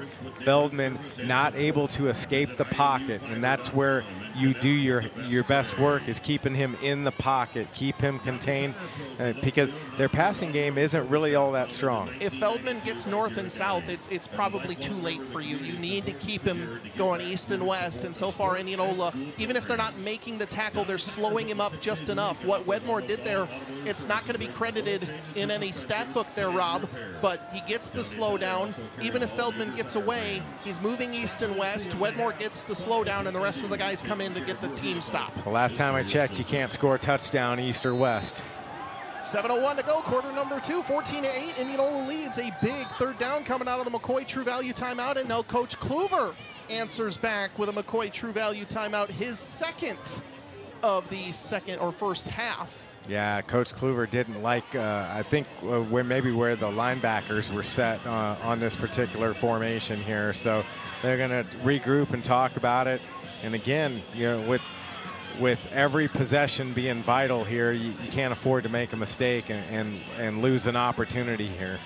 I have Jake Pontier just checking in with some of the stats. We'll go fully inside the numbers presented by Fellows and Blake Financial here soon. Pontier, 10 rushes, 46 yards and a score. Asher Brick over 100 yards and a touchdown as well. Feldman for rushing does have a rushing score, but really only about 15 to 20 yards or so. Yeah, 17 yards on 5 attempts for Nathan Feldman. Yeah, and what's interesting is North Polk has thrown the ball a little bit, and you'd think that would kind of maybe open it up there for Feldman, but I feel like it's almost done the exact opposite, because they're not throwing long balls, they're throwing the 3-5 yard routes. All right, trips wide receivers right, one to the left, Indianola playing man. Feldman in the shotgun, he's got Tate next to him. No, excuse me, he's got Feldman in at running back, dropping back to pass. They're going to throw to Feldman out of the backfield, and it's in and out of his hands. That was James Armstrong, the junior, in at quarterback there, Rob, and it's incomplete, and North Polk forced to punt. Yeah, definitely a curious play call, and it maybe, they were hoping to catch Indianola asleep and take advantage of Feldman's athleticism, which obviously he's such a talented guy. But Indianola was not fooled, and the throw wasn't spot on either. 6:56 to go, quarter number 2. Indianola has forced a couple of third down conversion failures for North Polk. Indianola's special teams unit in. North Polk punting from their own 38-yard line. Nearly getting to it again for Indianola was Guy Berryhill. Short punt will take a North Polk bounce across the 40. Now goes back, and Indianola at the 36, 37-yard line will take over on offense. Back-to-back stops by the Indianola defense. We're inside the Indianola Hy-Vee radio broadcast booth. He's Rob Hawkins. I'm Andrew Swadner. Rob, I will say you have to take advantage of these stops if you're Indianola. They're probably a little bit few and far between. North Polk doesn't look like they're in sync yet. Credit to the Indianola defense, but if you get them to punt and you're not then taking advantage of it, you might not see as many possessions come the second half. Yeah, definitely. I totally agree. And, missed opportunity on the last drive. Indianola's got to get it cranked back up here. Double wide receivers, left and right, 4 on the field for Asher Brick. Pontier next to him. 1st and 10, Indianola at their own 37-yard line, moving from left to right. Play clock down to 6, Brick. Quick handoff, Pontier. North Polk just waiting for him, and he had nowhere to go. And it will be no gain, maybe a loss of a yard. We'll see where the final spot is, but this North Polk defensive front causing a lot of problems, and no gain on the play. Yeah, that play was doomed from the start there in North Polk with just a good, strong push up there, and Jake had nowhere to go. They looked like a little bit of a counter run there, and just a little too slow developing. The runs that have had a lot of success has been off tackle with Pontier getting ahead of steam. Yeah. So 2nd and 10 from their own 37-yard line after the no-yard gain. Going in motion from left to right is Rylan Hilton. Brick rolls out to his right, looks down the field, faces pressure. He's going to get away from 1, now gets away from 2, and slides down at the 40-yard line. Nice job by Asher Brick, but it's just a gain of 3. Brick kind of looking up and tosses the ball to the referee after taking a big hit. Wants a face mask, not going to get one. Yeah, he's pulling on his face mask there and talking to the ref there. He wanted a face mask. I think it was just a hard hit, and he got hit with the shoulder pad of the North Polk defender in his helmet. So it didn't look like a face mask from up here, but Indianola definitely needs to convert here, 3rd and long. 3rd down and 8 after a 2.5-yard rush. Trips wide receivers to the left for Indianola. 1 to the right is Rylan Hilton. Brick in the shotgun, 3rd down and 8. Drops back to pass. North Polk rushes 4. Brick pulls it down. He's going to run for it. Hit from behind and takes a big hit at the 43-yard line. That's where they say his knee went down. And the middle of the pocket was open a little bit there, Rob. North Polk's only rushing 4. Maybe a little bit of Brick seeing the open field and not thinking it would collapse on him that quick, but Indianola forced to punt. I think he had a little bit more time in there to look down the field. Yeah, the edge rusher, too, got a couple steps in there, and I think Asher kind of felt like he needed to hurry it up and move up in that pocket. And then, like you said, he had a little bit of a running lane, and so he took it, and North Polk collapsed and made the play. Yeah, easy for me to say up here when I could see the whole field. 4th and 4 from their own 43-yard line. Duval on to punt for the 2nd consecutive time, and another beautiful one. North Polk calls a fair catch at their own 24-yard line. So after both teams scored on their opening possession, Indianola answers on their 2nd possession. 4 consecutive punts, 2 for each team with 4:25 to go before halftime. Indianola leads 14-8. If I'm doing my math correctly, in those 4 total drives, 2 each with 4 punts total, 13 yards of total offense. My blue on my score sheet is not expansive here. Blue for the 2nd quarter. Double wide receivers left, none of the right for North Polk. 1st and 10 at their own 23-yard line. Indianola leads 14-8. And hit in the backfield on the rush is going to be Tate, and it looks like Logan Turner helped blow that one up, and it's for a loss back to the 21 for a loss of 2. Yeah, Logan Turner, the senior, coming in doing senior things out there, and he's just done a great job all year. Tonight, one of the rare nights he's not playing both ways. I've got Feldman 5 carries for 17 yards, Tate 4 carries for 5 yards. Indianola rush defense is just playing really well right now. Indianola's got to be really happy with their defense tonight. And, again, just following that whole story of the entire season. 3:45 and counting before halftime. The Comets trying to go back out in front or at least tie it with a touchdown. 2nd down and 12. Feldman, quarterback toss out. It's going to be caught on the far side, back to the original line of scrimmage. Nice job by Indianola. Looks like August Anderson in on the tackle, among other Indianola defenders, including Thomas Spargo. And it's a gain of 2, sets up 3rd and 10. Yeah, and here we go again, a third and long situation. Indiana's defense has answered the bell, and I doubt we're going to see another trick play here from North Polk. They gave him 3, so it's 3rd and 9 after the 2nd and 12. Double wide receivers left and right. Feldman in the shotgun. Drops back to pass, takes a shot deep down the field. Good coverage from Vinny Anderson, and it's incomplete. Lots of contact. He caught it, but he was out of bounds. And Indianola has forced another 3 and out. And with 2:55 to go before halftime, Rob, you feel like Indianola's offense has to try and make something happen here. North Polk gets the second half kickoff. Yeah, definitely. It feels like the last 2 drives were, shall we say, a wasted opportunity to kind of put some distance between them and North Polk. And this is, honestly, it feels like this is a must-score situation. And they're going to have probably the best field position that they've had. They've almost blocked the last couple of punts. The Comets punting again. Indianola backs off this time. Beautiful punt. Anderson goes back. He's going to field it at the 45. Muffs the punt, but he gets on top of it at the 46-yard line. And Indianola, decent field position, 54 yards to go in order to go up a couple scores. 2:47 left to go in quarter number 2. Indianola leading 14-8. You're listening to the Heinz Mechanical Indianola Indians Radio Network. We're also inside the Indianola Hy-Vee radio broadcast booth. And Rob, we have not taken a break here in this second quarter.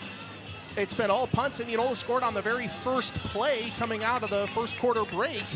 And since then, it's been back and forth and a lot of time, not a lot of action. Yeah, it's almost like they called a ceasefire on offense.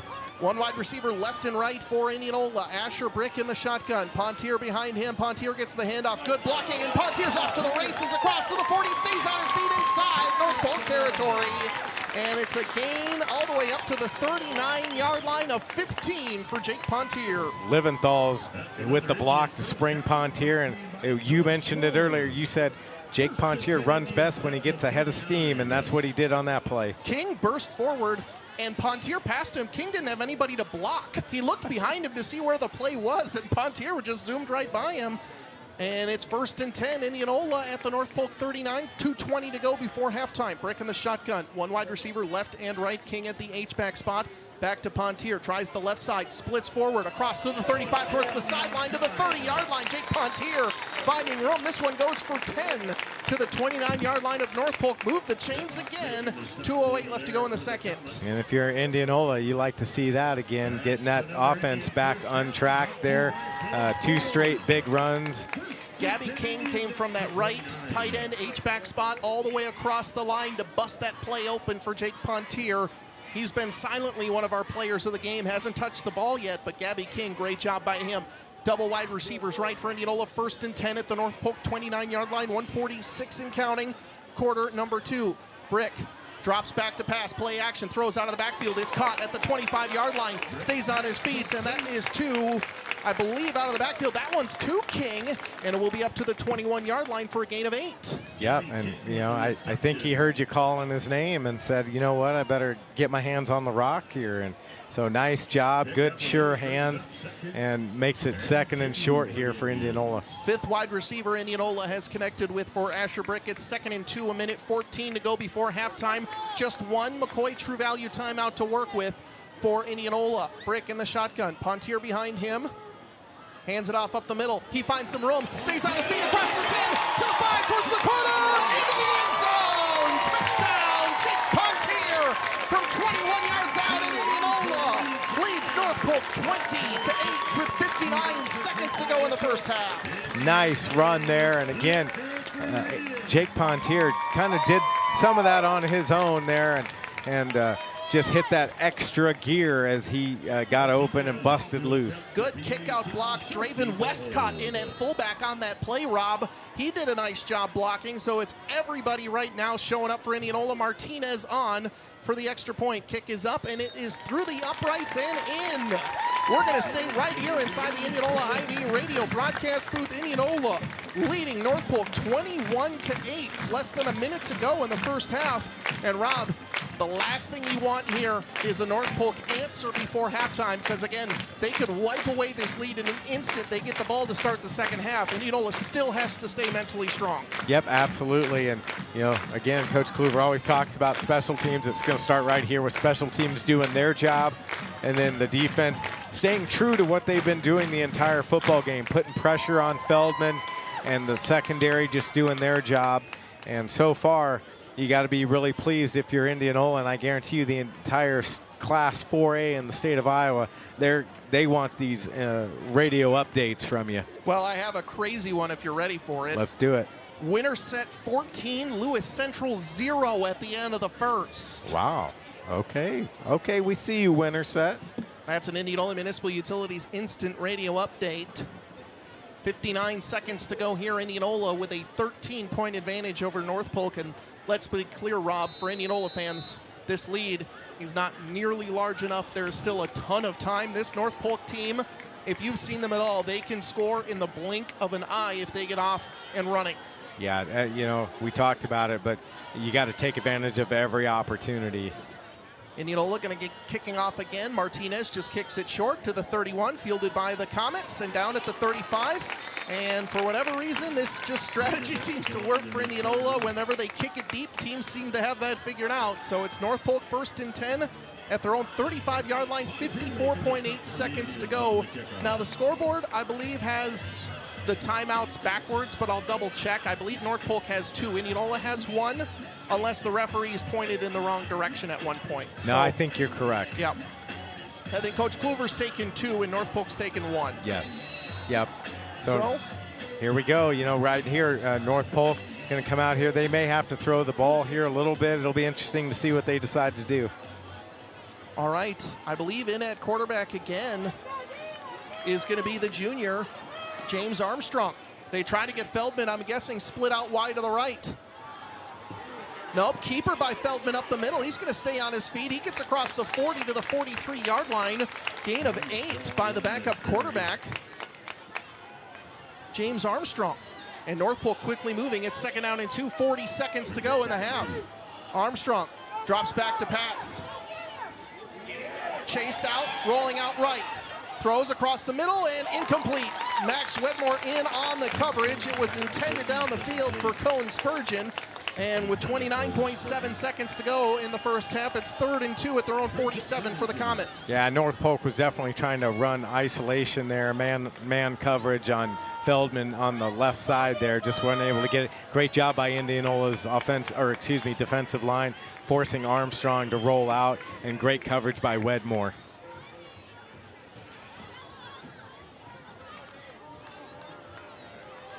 Well, I don't see Feldman on the field right now, Rob. And it's 3rd and 2 from their own 47, and Indianola is going to call their 3rd and final McCoy True Value timeout. Yeah, no, I don't see him either now. I'm looking on the North Polk sideline, and Feldman is there with his helmet on. So maybe this is just a scenario where they need to pass. They bring in Armstrong a little bit, and maybe it's his arm. So Armstrong looked pretty good running the ball up the middle. We know this North Polk team, Rob, just to give you some context, they graduated a ton of seniors last year. No one quite knew what to make of it because their senior class for a school the size of North Polk, who moved up from 3A to 4A last year, graduated a ton of seniors. They replaced a ton of guys, and they have just looked just as good. Coming out of the McCoy True Value timeout here, Indianola leads North Polk 21-8. It's going to be 3rd down and 2. And here we go. Trips wide receivers right, quarterback keeper up the middle. Hit at the line of scrimmage. Could be near the 1st down marker, I think short. It'll be very close. Clock will run, no signal, and it is short right now. North Polk not going to take the timeout. They have placed the ball. There's 15 seconds left to go in the half. North Polk, they don't have a play yet, 10 seconds, and they might just let this one go. Yeah, I think the message is going to halftime. 2 seconds, and there we go. North Polk won't run another play, and Indianola, they are off and running in half number 1. They lead North Polk 21-8, and Let's stop the music. Let's double check. Was a McCoy True Value timeout called on the field? There was. The clock ran all the way down, but clearly there was some miscommunication somewhere. Yeah, I'm not sure until the timeout clock stops here. We won't know how much time is on the clock. Yeah, so the timeout clock is at 32 seconds. So excuse me for jumping the gun on that one. Indianola leads North Polk 21-8, very close to halftime. Couple Indianola Municipal Utilities instant radio updates. Pella Christian leading Cardinal 41-0, still in the first quarter, Rob. Whoa. Winterset leading Lewis Central 14-0. Creston over Knoxville 42-0 in the second quarter. And Newton leads Carlisle 7-0 at the end of the first. We're rooting for Carlisle there. Okay, so it was the last timeout for the Comets. There's 0.4 seconds left on the clock. And the Comets most likely just going to be running one play here to end half number one. It's 4th down and 1. Handing it off to Tate. He's going to be hit in the backfield, stays on his feet. He's run toward the sideline, and he's out there. So they do get inside Indianola territory. Tate with a rush up to the 47-yard line. It goes for 7 or 9 yards, but that will do it for halftime. So let's try this one more time. We're headed to halftime. Indianola 21, North Polk 8. 20 minutes on the clock. We'll be back for halftime coverage after this on 94.3 KNIA.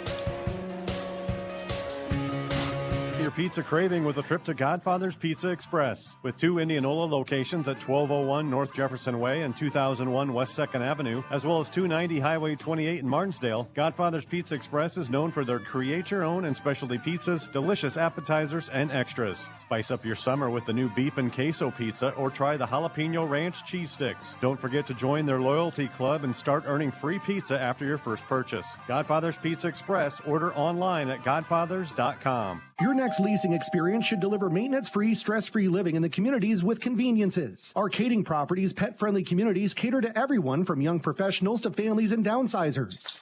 Our leasable townhomes offer a private front door and attached garage conveniently located near your workplace. It's the perfect blend of comfort and convenience. Trade apartment living for your new townhome lifestyle. At Kading, we make leasing easy. Visit kadingproperties.com to view available townhomes near you and discover why Kading Properties is the perfect fit for your lifestyle. The entirety of Warren County voted, and the results were Keller's Garage was one of Warren County's favorite auto service locations. Runner-up if truth be told, which means they are working even harder to get the vaunted #1 spot this year. Never has there been a better time to simply take it to Keller's. Hi, this is Chad Keller with Keller's Garage in Indianola, Iowa. I'd like to take time to thank everyone that trusts us to work on their vehicles, and for simply taking it to Keller's. If you are looking for a store that sells everything from blinds and countertops to furniture and flooring, Phillips Floors is not your store. However, if you are looking for a flooring specialty store that is committed to professional excellence in all facets of flooring, check out Phillips Floors in Indianola. They are committed to providing quality flooring and installation that's the right fit for your home or office and will last for years to come. Visit their brand new showroom and facility at 1605 North 9th Street or check them out at phillipsfloors.com. Phillips Floors, we do flooring. Halftime coverage live on 94.3 KNIA. Indianola 21, North Polk 8. At halftime, he's Rob Hawkins. I'm Andrew Swadner. Let's go over the first half scoring plays. Indianola on their very first drive. Asher Brick connects with Parker Kaufman, 57 yards.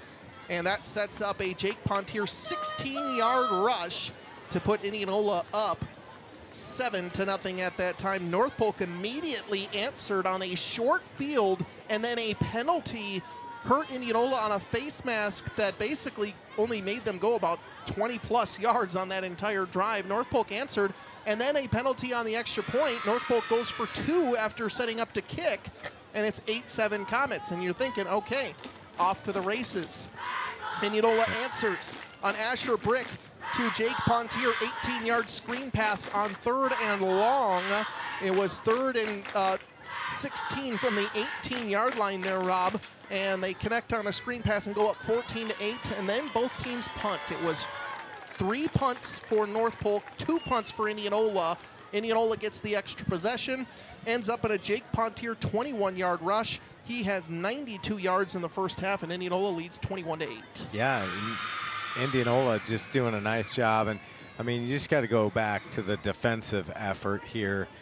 Indianola's defense is doing a great job containing Feldman. And, you know, unsure of why he was not in the game on that final drive before the half. Hopefully he's not injured. Yeah, absolutely. You know, hopefully it's, you know, something else. But nonetheless, Indianola's defense just doing a phenomenal job. And then, you know, obviously the 2 punts, you know, going to look back at those and be like, man, kind of wasted opportunities. But Indianola still able to put up 21 points against the #1 ranked team in Class 4A. You got to be happy with it going in. And really now it's putting that complete 60 minutes or, you know, 48 minutes of football together and playing 2 complete halves, because you still got a long way to go. And you're going to come out and North Polk gets the ball to start the second half. And it's imperative that the defense just pick up where they left off. All right, a couple of Indianola Municipal Utilities instant radio updates coming in. Newton leading Carlisle 7-3. I believe that one's in the second quarter. A 47-yard field goal for the Wildcats, putting up their 3 points on the day.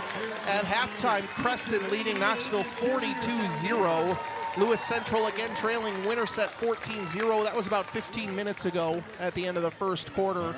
And then Pella Christian over Cardinal 41-0 was the last update we got. So the Indianola Impulse dance team is out, and then we'll crank up the crowd mic for the Pride of Indianola Marching Band. It is youth band night here tonight, so we'll get to see the 7th through 12th grade band students out there. But Rob, let's go inside the numbers presented by Fellows and Blake Financial. We'll get to the longest drive so far of that first half.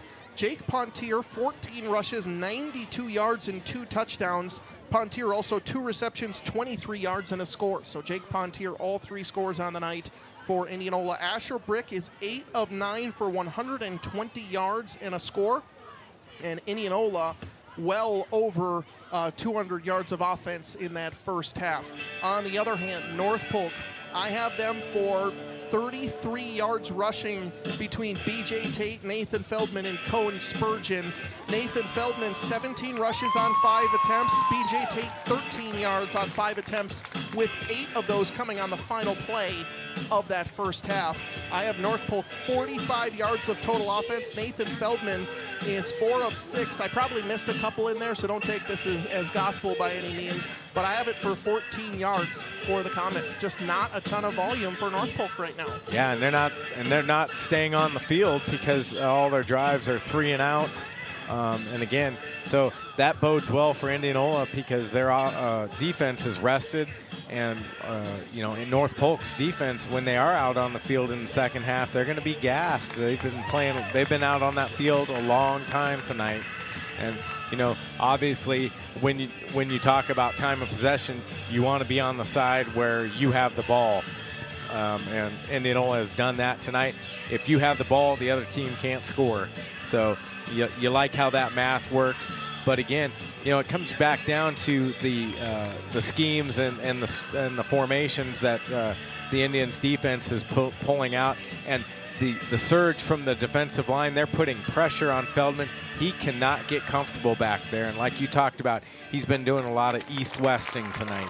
That's Inside the Numbers, presented by Fellows and Blake Financial. Call on the experts at Fellows and Blake to make the most out of your financial numbers. You can rest easy knowing that they will help you achieve your dreams and perpetuate your legacy. Do want to thank the Indianola Activities staff up here for not only making sure we're on the Indianola Activities YouTube stream as the bands make their way out onto the field, but also providing us with a great dinner from Jimmy's John. We love it. Yeah, we're very well taken care of. We are. Hey, nothing like home cooking, Andrew. I'm all the way down for that. So 15:47 to go before halftime. Indianola leading North Polk 21-8. We're going to stay right here as long as we can.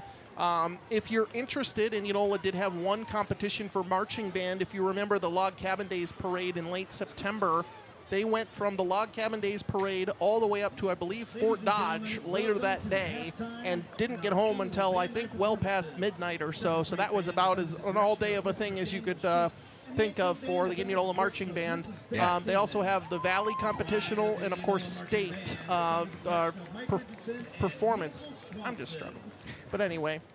I want to give a shout out really quick to Mike Hasty, taking over tonight for Bob Kling as doing the Pride of Indianola, and we all know the contributions that Bob made.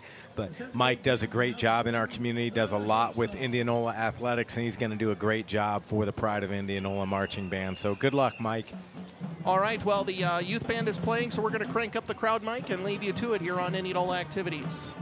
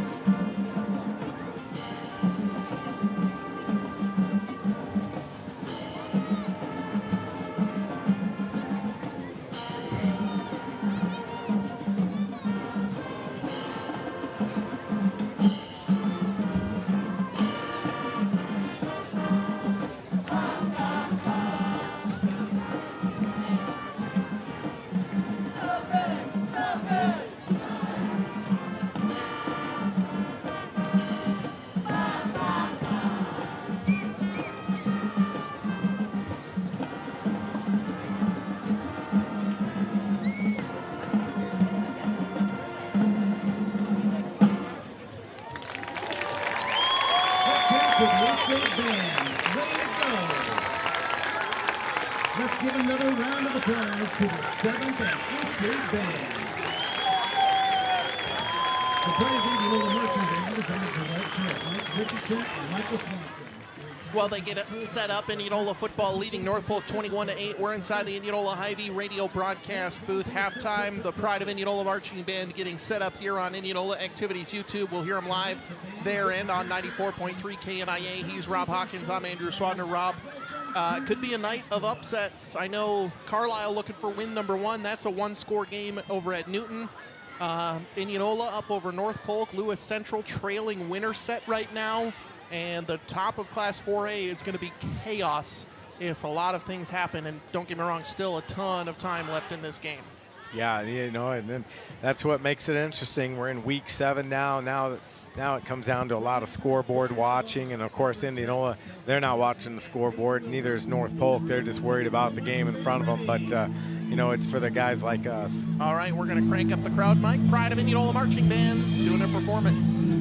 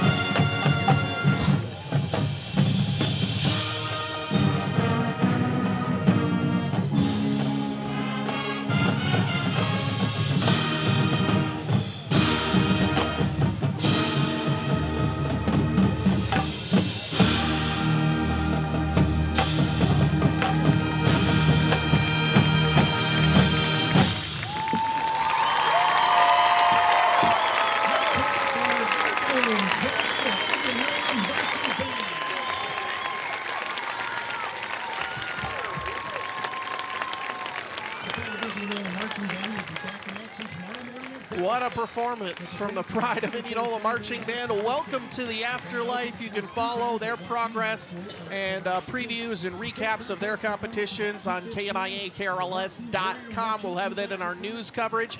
Getting back to the football game, Rob, we'll take a short time out. We're going to do second half adjustments, but again, now that we've kind of had some time to process this first half, I think this is about Indianola's best first half that they've had all season long. The difficulty is going to be sustaining it against this Comet squad. Yeah, you know, it's been a tale of two halves for Indianola the entire football season, and this is no different. But the great thing is they're up instead of down, and they have a chance to rewrite what the season looks like with a great second half performance to close out North Polk. If they can do this, they put themselves in the driver's seat to make the playoffs.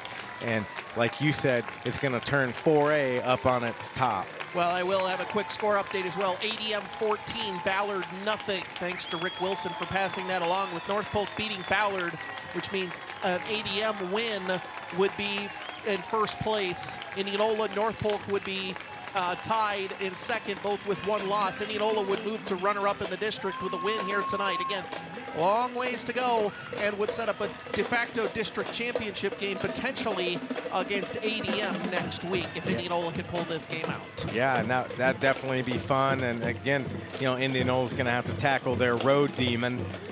You know, even though they got the win last week in Boone, the road has just been a tough place to play.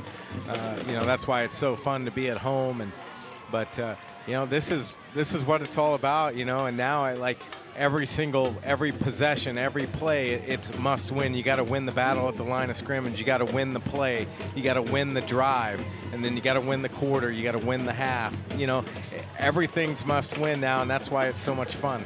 Absolutely. We'll take a short time out. Second half adjustments when we come back. Halftime coverage on 94.3 KNIA.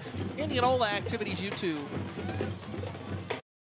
The Godfather's Pizza Express, with 2 Indianola locations at 1201 North Jefferson Way and 2001 West 2nd Avenue, as well as 290 Highway 28 in Martinsdale. Godfather's Pizza Express is known for their create-your-own and specialty pizzas, delicious appetizers, and extras. Spice up your summer with the new beef and queso pizza, or try the jalapeno ranch cheese sticks. Don't forget to join their loyalty club and start earning free pizza after your first purchase. Godfather's Pizza Express. Order online at godfathers.com. Hello, this is Superintendent Tara Paul, and I am honored to share the exciting vision of our Indianola Community School District. Here, our mission is simple. We are committed to excellence, preparing students for their future through quality staff and a strong community. Our district offers a wide range of opportunities designed to engage and inspire, from our outstanding athletic programs to a diverse selection of extraordinary extracurricular activities. Whether your child is passionate about sports, arts, music, drama, or academic clubs, there is a place for them here. For nearly 4 decades, Indianola Mechanical has been providing expert HVAC and plumbing services in Indianola, Carlisle, Norwalk, and surrounding communities. At Indianola Mechanical, they're passionate about solving problems and restoring peace, order, and comfort to your home. The next time you need reliable heating, cooling, or plumbing services, contact Indianola Mechanical for prompt, efficient service with a smile and commitment to doing the job right. Check them out at IndianolaMechanical.com or call 515-468-6155. Accidents can happen every day and to anyone, from first-time drivers to drivers who have spent their life on the road. Don't let an accident ruin your day. Smith's Collision Center in Indianola is prepared to help you whenever an accident may occur and is ready to get you back on the road in no time. If you have been in an accident and need your vehicle repaired, take it to Smith's Collision Center, located at 710 East 2nd Avenue in Indianola, and let Jeff and his crew do it right for you. Smith's Collision Center, a proud supporter of Indianola High School athletics.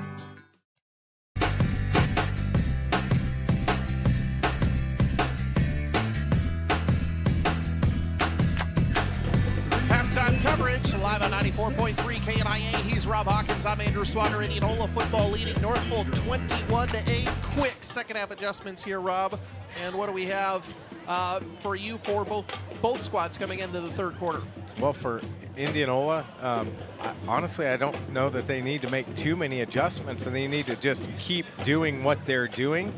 Defensively, they're getting the pressure on the quarterback.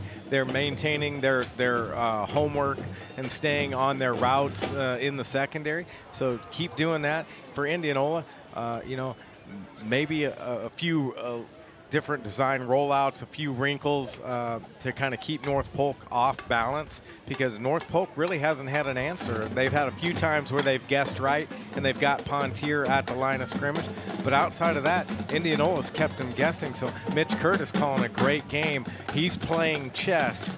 So far, North Polk's playing checkers. Brick 8 of 9 is also huge in that first half. Has to keep up those positive completions. Some second half scores, Indianola Municipal Utilities Instant Radio updates as we welcome you back inside the... You're listening to the Heinz Mechanical Indianola Indians Radio Network. Inside the Indianola Hy-Vee radio broadcast booth, Newton leads Carlisle at halftime 21-11. Pella Christian over Cardinal 48-6. Norwalk over Council Bluffs Thomas Jefferson 24-0 at halftime. Lennox taking it to Southeast Warren. Both teams undefeated. It's 49-0 number one Lennox in the third quarter. That's a good Lennox squad.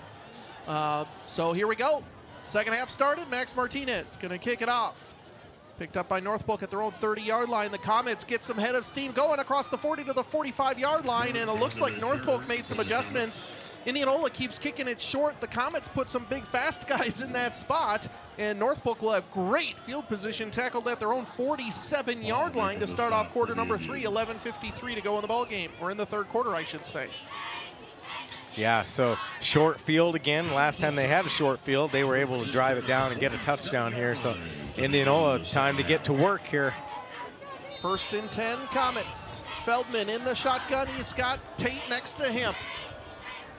Kind of an awkward snap. Feldman is going to get hit. He's going to cross the line of scrimmage. Now he's up and running. First play of the third quarter. Feldman goes for 53 yards and a score. An awkward snap, but the broken play gets right to North Polk, and they're right back in it, 21-14. Nightmare scenario for Indianola there to give up the big play. You know that they had the capability to do that, but again, we talked about making the tackle at the line of scrimmage. Indianola had opportunities to do that, didn't, and Feldman escapes and busts loose for a touchdown. We said 13 points wasn't ever going to be nearly enough, and North Polk showed us exactly why. Now the pressure's back on Indianola, as this is going to be back to potentially a 6-point game as the Comets out to kick an extra point, 11:43 to go in the third. And they get Indianola to potentially jump again. Kick is up, it is through the uprights, and it is in, and it's 21-15. One play, one score, 53 yards for the Comets. And all of a sudden, it's a tight game once again. Yeah, 10 seconds just changed the whole atmosphere of the football game right here.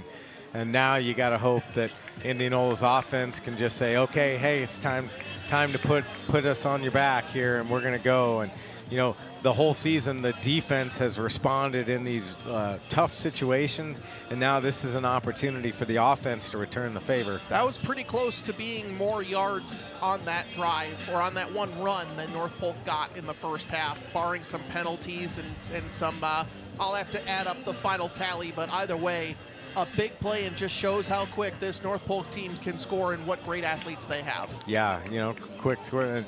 I mean, they've been a few games they're putting up 40-some points, so they're definitely capable of getting the ball in the end zone. 11:43 to go in the third. North Polk answers quickly, and Indianola, 17 seconds into the third quarter, will receive a kickoff. And again, this just puts scoring at so much of a priority. Cathcart to kick. Cathcart on to kick. It is high. It's going to be fielded by Rylan Hilton at his own 10-yard line. Across the 20 to the 25, stays on his feet. He cuts back across the 30 to the 33-yard line or so. Wait for the final spot, but good return there for Hilton and Indianola. And they will have decent field position up to the 34-yard line. Yeah, nice return there by Rylan Hilton. And working with a little bit shorter field here, and it's time now. Like we said, the offense has got to just keep doing what they were doing. They were so balanced in the first half, and Asher Brick was on point.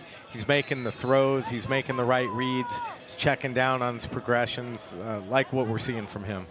Hilton and Kaufman split out to the left. King and Pontier in the backfield, 1st and 10. Indianola leading 21-15. Pontier the handoff, burst through the left side of the line, but a nice tackle coming in for North Polk. Gabe Visalden gets up to the 38 for a gain of 4, and it's 2nd and 6. Yeah, and just as a side note there, Lathan McDaniel just pancaked a guy out there and just followed through on that block. And, you know, Lathan's a big guy, so when he's coming down, when gravity works, I felt like my air left my body. Not the guy who I would pick to block me. Let's just put it that way. 2nd and 6, the 4-yard rush from Pontier. He's got Pontier next to him. Now going in motion from right to left is Hilton. Push pass. Hilton on the jet sweep. Cuts back across the 40-yard line to the 42-43. Going to be 3rd and short. I believe about a 5-yard pass to Rylan Hilton up to the 43. It's 3rd and 1. Okay. Indianola doing a nice job, 3rd and 1 here, and it'll be interesting to see what they bring in. They're bringing Peyton Wilbur back in. Parker, well, looks like Hilton checking out there. So 3rd down and 1. Hilton's first catch of the day. If you remember, he had a touchdown on that same pass, or had that same play called back due to a penalty. Now Kaufman, the lone wide receiver. 3rd and 1 for Indianola at their own 43. Pontier, the handoff, pushes forward. He's hit from behind, and he's not going to make it. Loss of 1 on the carry, back to the 42, and it's going to be 4th and 1, and we'll see what Coach Kluver wants to do, and I think the punt unit's coming on. Yeah, DeWall's coming out, so yeah, tough break there. Pontier just not able to get that head of steam, and North Polk did a nice job on that short yardage play. DeWall is the punter, so if North Polk is napping, DeWall can throw it. Obviously was the starting quarterback last year. He's a great punter. I wouldn't imagine we'll see a fake. North Polk probably going to be playing it pretty safe. As the wind's starting to pick up, low snap, flag comes off. And a good punt by DeWall, but the play is whistled dead, and I think, yeah, false start on Indianola. So 4th and 2 turns into 4th and 7. And North Polk, their dream start to this 3rd quarter. Yeah, no, for them, this is exactly how they scripted it to get right back in this football game. This next series is so big. Crucial. I mean, for Indianola and for North Polk. So, again, we talk about, making your statement, but here we go. 4th and 7 now, punting from their own 37-yard line. DeWall out. Better snap this time. DeWall, beautiful line drive punt again. Fair caught at the 32-yard line, and that is where the Comets will take over. And North Polk scored on 1 play. Indianola goes for 1 drive, 8 yards and a punt, and can't convert a 3rd and 1 with 9:19 left to go in the 3rd. Indianola Municipal Utilities instant radio updates coming in. Winterset leads Lewis Central 24-7 in the 3rd quarter. Okay, Huskies. All right, Comets, 1 wide receiver left and right. Indianola leads 21-15. Handoff, Tate up the middle. He stays on his feet. He's going to get up to the 35-yard line. And it goes for 2, maybe 3 yards. They mark him down at the 34 for a gain of 2, and it's 2nd and 8. Yeah, Slora and Gabby King in on the stop for the Indians there, and a little bit better start to this series. So, 2nd down and a long 8. North Polk, same formation. 2nd down, Feldman. Handoff to Tate again. He finds some open room, and he's going to get across the 40 to the 43-yard line for a gain of 9. And it will be 1st and 10 Comets. August Anderson was in on the tackle there. And, again, North Polk moving the sticks here. And if you're Indianola, you don't like to see them starting to get some yardage on the ground here. They maybe have found something they liked in that halftime adjustments. Feldman on the option play. He's going to go out to the left side. He's hit and taken down across the 45-yard line to the 46-yard line, a gain of 3 yards, maybe up to the 47. And they're going to give him the full 4, and it's 2nd and 6. Yeah, he's just so quick. Once he tucks that ball down and he makes the decision to run, he can turn the Jets on.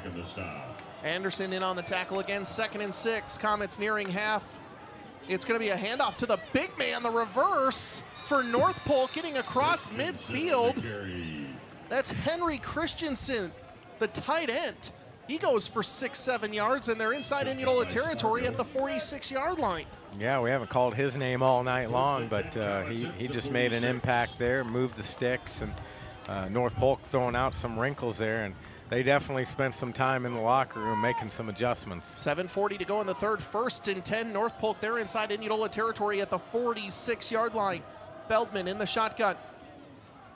Handoff, Tate up the middle. He finds more room, and they are just getting chunk yardage right now. This one up to the 42 for a gain of 4, and it will be 2nd and 6. Again, 4, 5+ yards of carry on this drive here, Rob. And I'll tell you that Feldman is selling those handoffs, and so, but yet they know that he can run, so I think there's just some confusion on what, does he have the ball or not. 2nd and 6. Comets moving very quickly.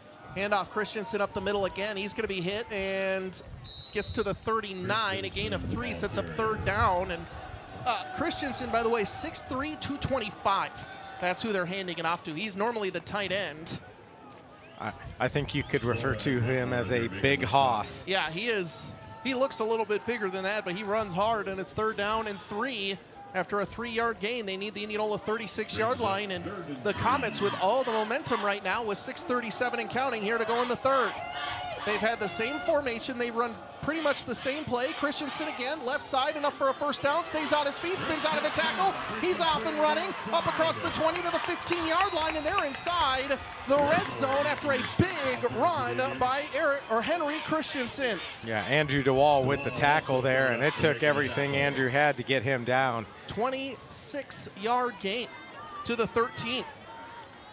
Yeah, and you don't think about a big 220-pound guy with a head of steam, but he definitely had that. And man, North Polk looking unstoppable right now on this drive. 6:07 to go, 1st and 10 inside the Indianola 20-yard line. Feldman, keeper, left side. Indianola there to meet him. He's going to take a hit, and Turner brings him down after a gain of 1 up to the 12, and it's 2nd down and 9. Oh, and he's clutching his hamstring right now.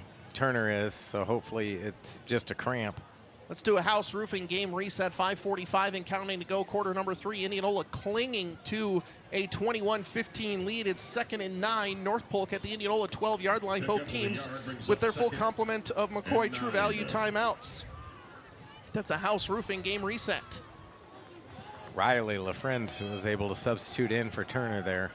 2nd down and 9. 5:23 and counting in the 3rd. Indianola leading by 6, but North Polk driving.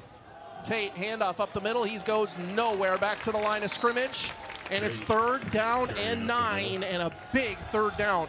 Big 3rd down here. And then we're going to talk about the thing we talked about earlier, which was, do they have a field goal kicker or not, and what the decision will be. But Indianola got to make the stop here and make that decision real difficult. 3rd down and 9, play clock at 22. North Polk doesn't seem to be in any hurry. Tate comes off, Christensen comes on. And a big 3rd down here. Indianola leads 21-15. North Polk has been in control this entire 3rd quarter. Feldman, quarterback keeper up the middle, stays on his feet. Hit down near the 5-yard line. It will be short of the 1st down. Will be a gain of about 4 or 5 yards. 4 yards. Well, give him another couple, actually. It was at the 13. So just shy of the 5. And it's going to be 4th down and a yard and a half. So 4th down. They need the 3. Indianola, 4th and 2 at their own 5-yard line, North Polk. Showdown at the OK Corral. Empty backfield with Feldman.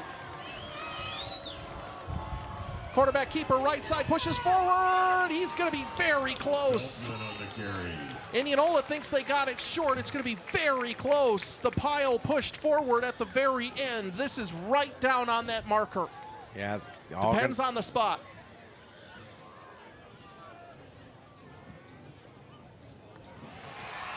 And they say 1st down. Indianola wants a measurement, and I think that's what we're going to get.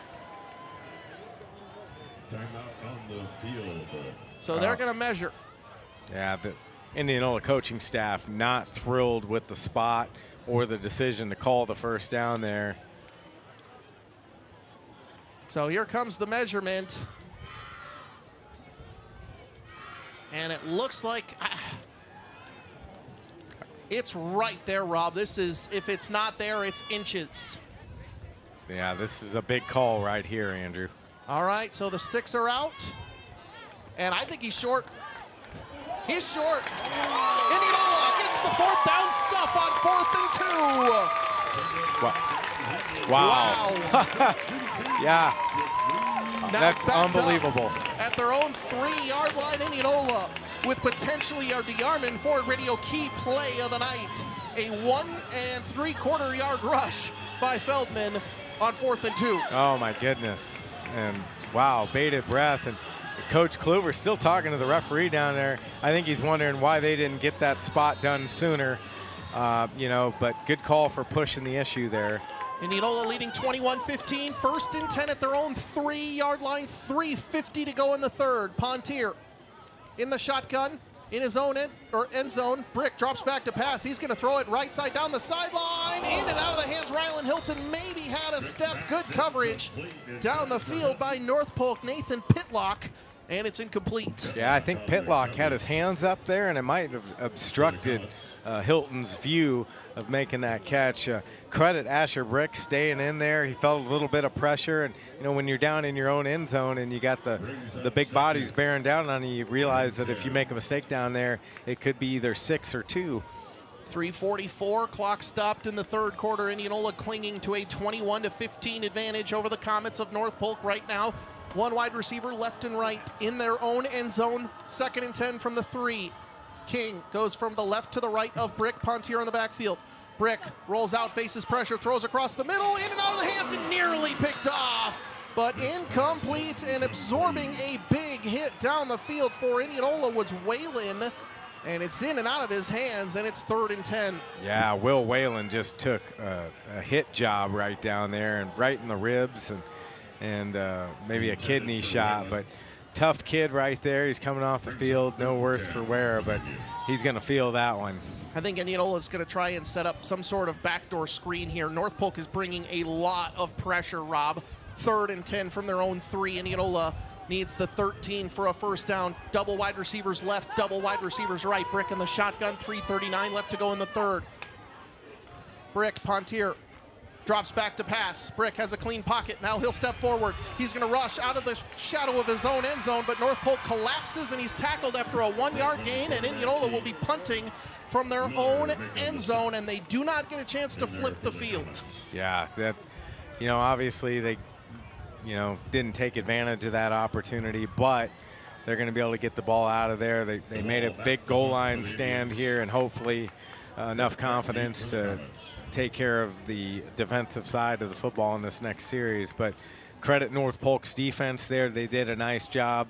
That pocket collapsed on Asher Brick, and the running lane was there, and then it wasn't. So great job by North Polk. DeWall, beautiful line drive. Punt is going to get off and give North Polk plenty of room to work with. However, it's fielded by North Polk at the 37-yard line, down the sideline inside the 30. DeWall did the best he could, but North Polk bounce gives them the ball basically inside the 30-yard line with 2:45 left to go in the third. And Indianola holding on to a 21-15 lead with 2:45 remaining. Yeah, definitely a short field here. Not exactly what you wanted to draw up, but given the circumstances, they were just knocking on the door of the end zone. I guess you do the best you can with what you got here. Indianola led 21-8 at halftime. North Polk 1st and 10 at the Indianola 28-yard line. Same formation for the Comets. Feldman, keeper up the middle, hit at the line of scrimmage, falls forward to the 25, 26-yard line. Should be a gain of just 2 or 3 yards, and they are going to mark him down just shy of the 25. And it'll be 2nd down and a long 7.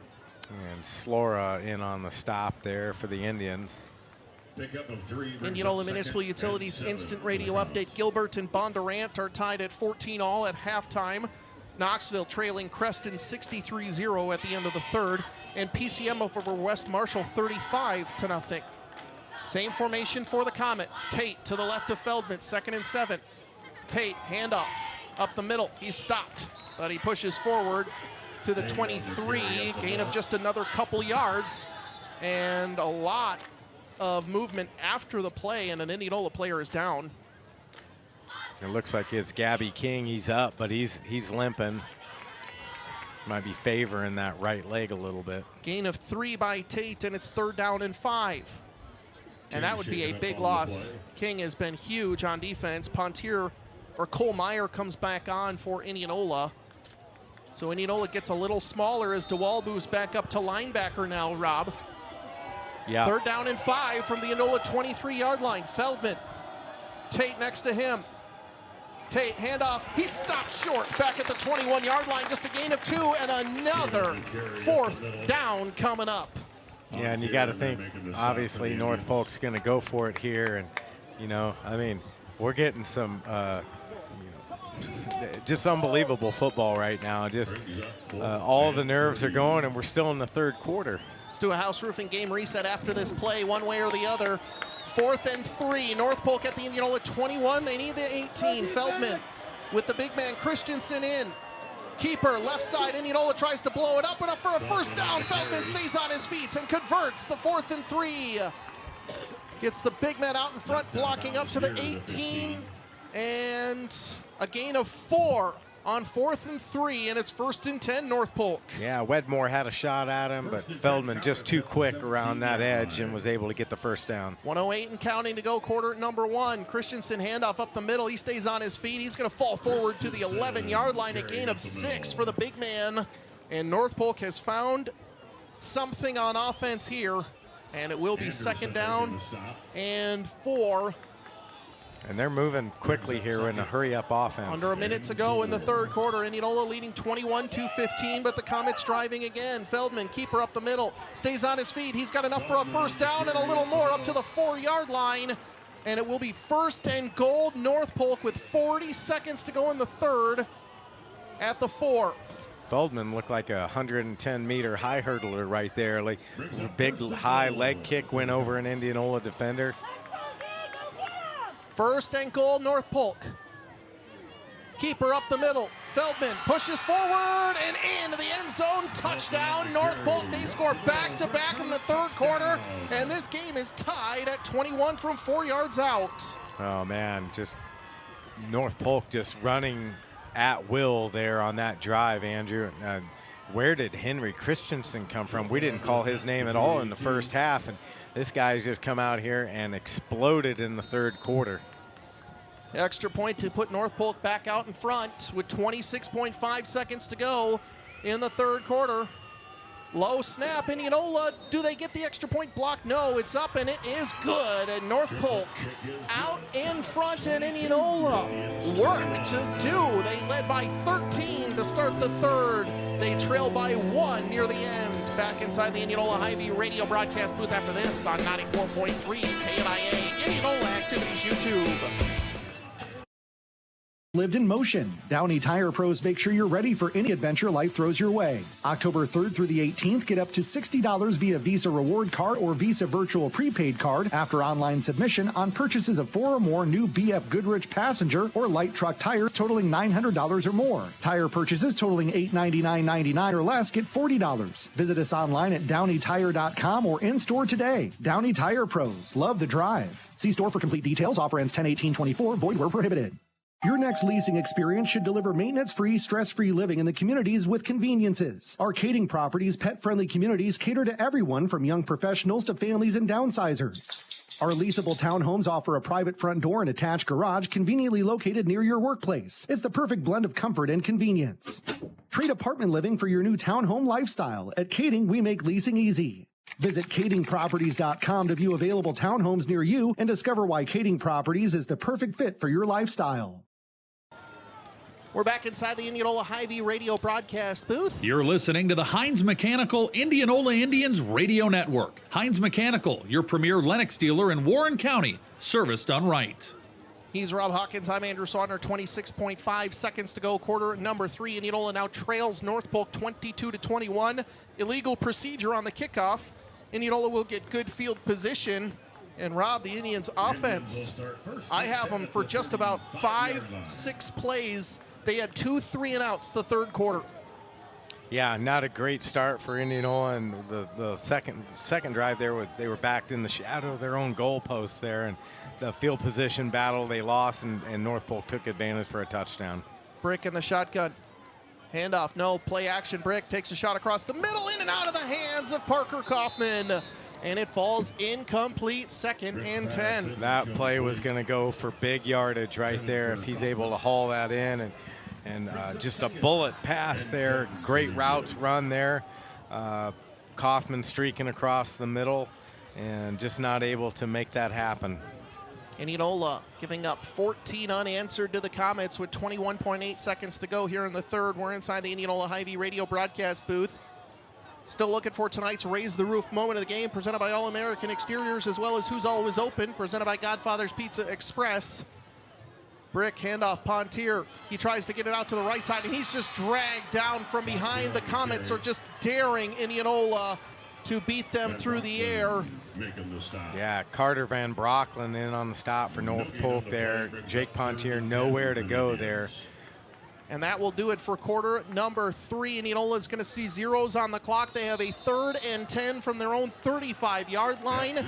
North Polk answers after a slow first half, and they have a 22-21 lead over Indianola. 12 minutes on the clock, and Rob, not the third quarter Indianola was looking for. No, not at all. And North Polk took a couple punches in that first half and went to the mat, but they've stood back up, and this is like Rocky and Apollo Creed. I mean, they're just duking it out right now, and now Indianola's got to figure out a way to fight back and get up off the mat, because they're the one taking the punches right now. So hopefully they can get a conversion here, but this is going to be a tough play. 3rd and 10, and like you said, since they've come out of the locker room, they've not been able to do anything offensively. Yeah, that's just, again, 8 plays for Indianola that entire third quarter. Brick went 1 for 4 for 5 yards. Pontier, 3 rushes, 3 yards. Brick, 1 rush, 1 yard. That's it. And I don't think, again, it always comes down to the offensive line versus the defensive line. I mean, we can talk about all the other keys to the game, but every single game it comes down to offensive and defensive line play. And right now, North Polk's defensive line is getting the better of the Indianola offensive line. Yep, 9 yards for Indianola that third quarter. Trips, wide receivers left, 1 to the right is Vinny Anderson. 3rd and 10, Indianola at their own 35-yard line. First play of the fourth quarter, Brick drops back. They fake a pass here. He's going to look to take a shot, but Brick now scrambling. He rushes forward to the 40, stays on his feet. He gets it up for a first down. Asher Brick. What a play on the quarterback keeper. And he gets it up for a first down, a gain of 10. Yeah, gutsy run there by Asher Brick. He did that all on his own there, and he had to put his shoulder forward there, and he knew he was going to take a little bit of contact, but he still pressed through. He knew right where the stick was, so that's a veteran move. Gain of 11 by Brick on 3rd and 10. Indianola 1st and 10 at their own 46 now, trailing 22-21. Brick in the shotgun. Quick hitter out, caught Vinny Anderson. Good block by Jacob Graham as Anderson gets inside North Polk territory up to the 45-yard line. That is a gain of 9, sets up 2nd and 1. Nice play there, nice design, and got a quick hit there, and Indianola doing a nice job, and hopefully now they're picking up their steam, and this is the Indianola offense we saw in the first half. Call it a gain of 8 at 2nd and 2. Indianola with a couple of personnel changes. Draven Westcott in for Gabby King. King needed on defense. He's going to just try and get some rest here, blocking for Jake Pontier. 2nd down and 2, 11:47 to go. Quarter number 4. Indianola trails by 1. Brick in the shotgun. Handoff. Pontier behind his line, pushes forward, and up for a first down to the 40-yard line. Draven Westcott with a great block there, and he was able to spring Pontier loose for that first down run. Nice job there. Pontier up over 100 yards on the day, 18 carries for 101, 2 touchdowns. Pontier again with the receiving touchdown for Indianola as well. 1st and 10 at the North Polk 39-yard line. Indianola trailing 22-21. Double wide receivers right is Graham and Schulte. Pontier handoff again, pushes forward across the middle. He's going to get hit from behind. His knee goes down at the 38-yard line for a gain of 1. Sets up 2nd and 9. Nice job there, getting the push there. North Polk just pile drived on top of the ball, but Indianola's offense is kind of hitting that rhythm here, and I like the play call selection. They're mixing things up there, and this just makes the play action that much better too. Absolutely. So, double wide receivers left again, Graham and Schulte. Indianola, 2nd down and 9 at the North Polk 38-yard line. Brick Play action, takes a shot, has a receiver deep down the field, and Graham just a little underneath it, and Brick overthrows him, and it's incomplete. Yeah, that nice route. He had the step there, and the ball just wasn't right on the money there, and it needed to be. And great play, and Indianola here. Should mention good coverage by Feldman on that one as well. 3rd and 9. 4 down territory for Indianola here, so you don't want to put yourself in a 4th down situation if you can convert, but you don't need it all necessarily on this play. Bauer and Hilton out to the left. Schulte and Anderson off to the right. 3rd down and 9. Brick has Pontier behind him. Pontier picks up the blitz, throw caught at the 30-yard line. Should be very close to a 1st down. Vinny Anderson, I think he's just short. Yeah. Goes for 8 on 3rd and 9, and it'll be 4th and 1. It'll be 4th and a half yard. I think Coach Kluwer wanted to help him spot the ball there. He's trying his best. They're going to measure, but I think it's short. I think he's going to be short just a little bit. And I mean, the argument for Indianola is if you can't get a 4th and short, that's how this team is built. I mean, yeah, you know, they have to get it. I mean, that this team is built for power running. And credit to North Polk, they've really stopped that here in the 2nd half. Pontier 5 rushes, 10 yards in the 2nd half. Measurement comes out and just short. We can't see it in front of us. It's right in front of the Indianola bench, but they need the 29, and it's in between the 29 and the 30. Well, this is gut check time here. And 4th down and 1, 10:31 to go in the ball game. Indianola trailing 22-21. Yeah, let me tell you, Andrew, we've had some thriller games this year, and I got a feeling like this one's going down to the buzzer too. We need to get an AED up here. It is not even. It is 4th and inch. Yeah. I mean, it is that close right now. I would imagine the tush push coming. Andrew DeWall in the ball game.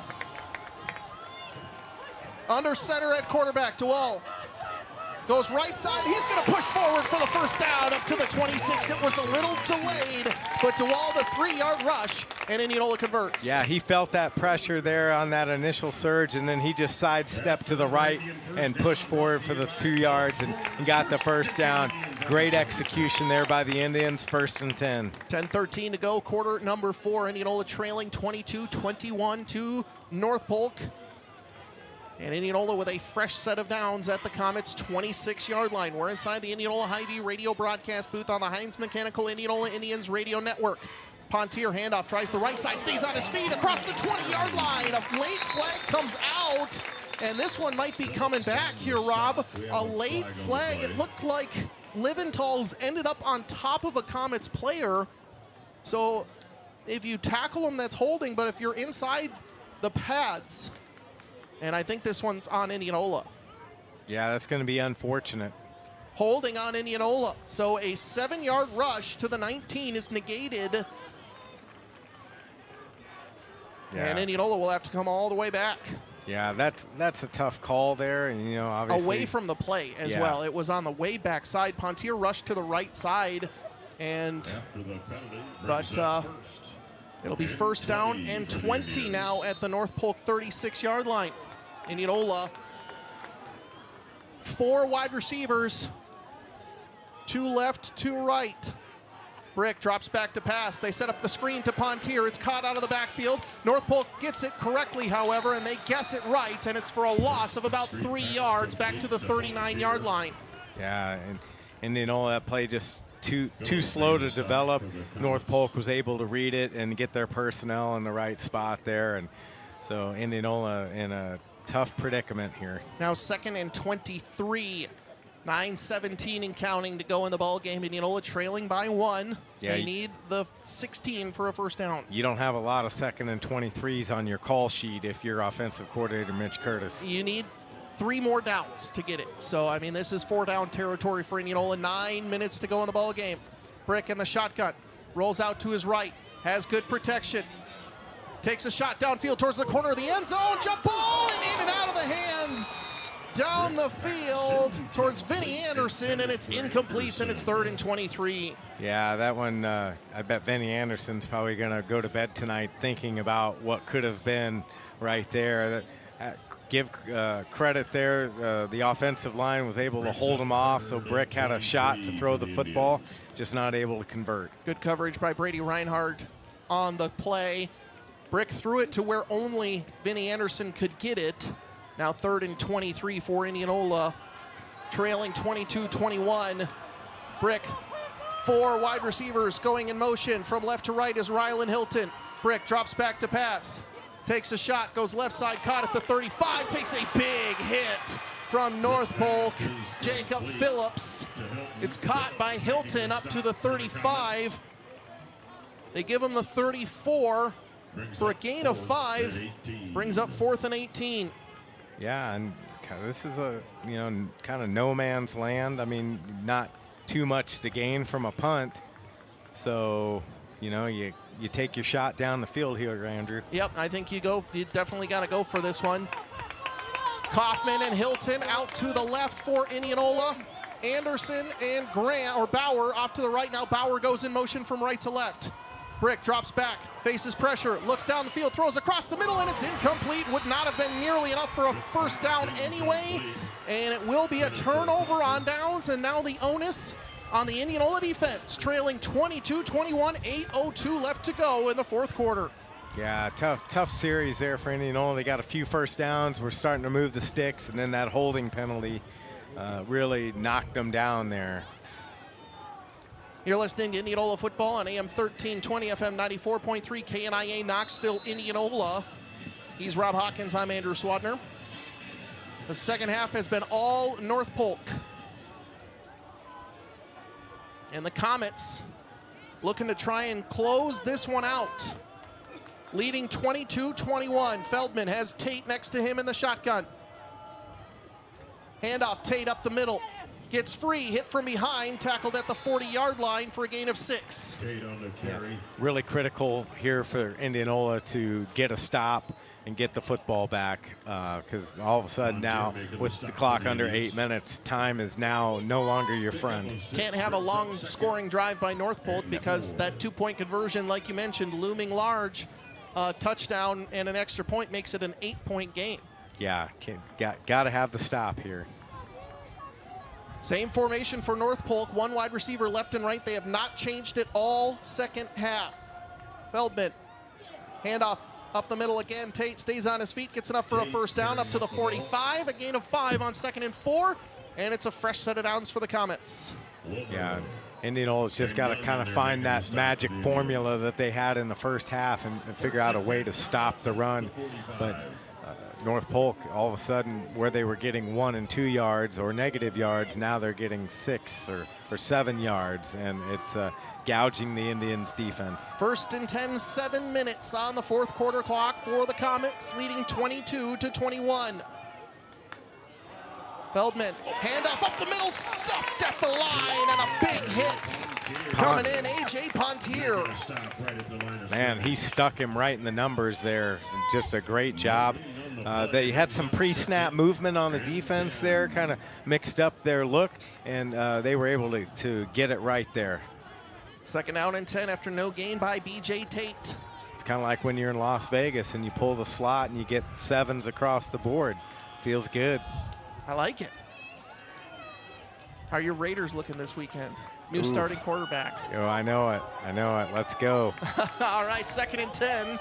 6:15 to go on the game clock. Handoff to Christensen up the middle. Indianola hits him in the backfield, and they get him at the line of scrimmage. Vinny Anderson takes down the big guy for a gain of maybe a half yard, and it's 3rd and long.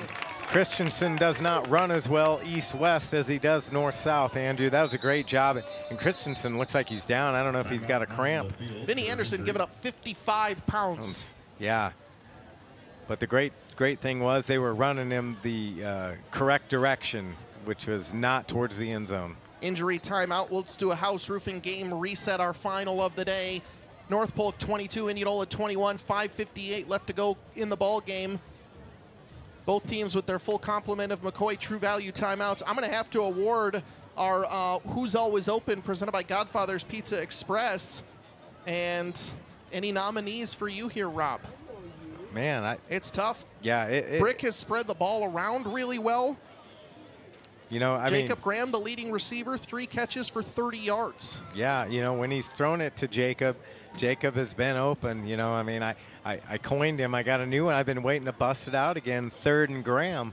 So, I mean, I like it. So I think we got to give it to him right now. All right, Who's Always Open? Jacob Graham, presented by Godfather's Pizza Express, with 2 convenient locations in Indianola and 1 in Martinsdale. Fresh hot pizza available until 10 p.m. nightly. Indy North and Indy West locations are open 24 hours a day for your convenience. I wish they delivered to the booth. All right, 3rd down and 9. A big 3rd down for Indianola, trailing North Polk 22-21. Feldman drops back to pass. Here comes pressure. He stays on his feet. Good blocking. He's off and running, and he's getting enough for a first down. Takes a massive hit in the secondary, but he's all the way up to the 36-yard line inside Indianola territory. And a big gain and an injury on the field for Indianola. Injury timeout on the field. But Nathan Feldman, I almost wonder if that was a designed kind of delayed run, because he didn't look like he was ready to pass. North Polk did a really nice job of spreading the field, so when Feldman dropped back, those running lanes opened wide open, and he just had to make a selection on where he was going to go. And I agree with you. I think that was a design play. 18-yard scramble by Feldman, who's not had the stat chunking game. Neither him or B.J. Tate have had that type of game, but they've done enough here, especially in this second half. A 1st and 10 at the Indianola 36. Clock stopped with 5:45 remaining. If you're Indianola, not only are you wondering, are we going to get a chance to get the ball back at this point? Yeah, and that's exactly the scenario you didn't want to get into, because now you're starting to chew up time. And Indianola has not had a quick strike offense tonight. They've been methodical, and they've done a nice job, but you got to have some time to score too, so you don't want to run this clock down too low where you don't have enough time to do what you do. And then it's going to force you into maybe some play calls that you're not comfortable with, because you're trying to get big yardage quickly. And there's also, I mean, with the way North Polk is running the ball right now, Rob, if they score to go up 7, I would imagine they just kick the extra point. But going for 2 to make it a 9-point game isn't that far out of the realm of possibility. Yeah, and you make it a 9-point game, that puts the game out of reach. Back, it's a 2-possession game, and it's out of reach at this point, with the way the offense is just chewing up clock here. So lots to consider here, and a lot of scenarios that could play out. You know, don't know what's going on down at the field. Hopefully who's ever down there is okay. And, you know, but for Indianola, I mean, this has just been, I mean, we're down to under 6 minutes. It's a 1-point game. Really, a penalty that gave a 2-point conversion is the difference in this football game. And if you're Indianola, you can be any more thrilled with that than you are. Looks like it was senior Max Wedmore, and he's holding his wrist right now. So hopefully that's nothing serious. Not an Indianola defense that needs any more injury problems. 5:45 to go in the ballgame. North Polk 1st and 10 after an 18-yard scramble by Feldman. And here we go, and off and running, clock running. 1st and 10 Comets. Handoff, Tate hitting the backfield and taken down. King finished him off. DeWall was in there for the initial hit, and it's a loss of 2. Back to the 38. Yeah, big time play there, and you know this is the set of downs where they need to make the stop right here, Andrew. Has to be this, otherwise North Polk can take another 2-3 minutes off the clock at a very minimum, and Indianola's going to be forced to burn some timeouts. Yeah, they've got to make the stop here and get North Polk's offense off the field. Couple Indianola Municipal Utilities instant radio updates. Bondurant Farrar leads Gilbert 24-14. 5 minutes to go here. 2nd down and 12. Feldman drops back to pass. He's going to try and rush it right side. Indianola gets him. Spin moves out of it. Now he's up and running down the sideline and hit from behind and taken out of bounds by August Anderson. But they nearly had him in the backfield. But Feldman scrambles forward, and it's 1st and 10. North Polk inside the red zone at the 14. Feldman just elusive there and made that play happen. It was busted. Indianola had him, and unfortunately a 1st down and not good.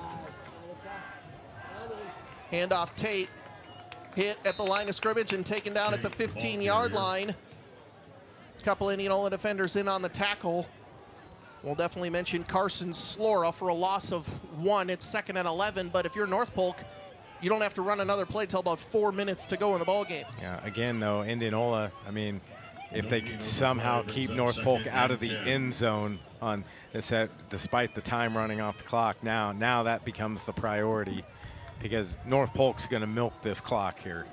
There are 10 seconds on the play clock. North Polk leading Indianola 22-21. Indianola led 21-8 at halftime. Christensen in at running back. Feldman, and got to be a false start there, but Feldman, quarterback keeper, looked like it was not on the same page. Saw a couple guys moving. It goes for a yard, and it's 3rd and 10, and another crucial 3rd down here. Oh, this is big right here. You know, if you could get them to either no yards or some negative yards here and make this decision time and get a stop here, that's the best you can hope for. Indianola Municipal Utilities Instant Radio Update. Newton 35, Carlisle 11 late in the 3rd quarter. 3rd down and 10. North Polk will run a play with about 3:15 on the game clock. At the Indianola 14-yard line, Feldman with Tate next to him. Keeper, left side, hit, stays on his feet, taken down at around the 13-yard line for just a gain of 1. And if I'm Indianola, maybe think about, they're going to let it go, and we'll see what the Comets want to do here with 3:03 and counting. Yeah, here it is.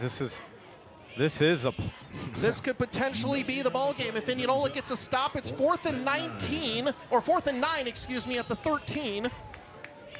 Indianola could get it back with about 2.5 minutes to go. But they need a 4th down stop here.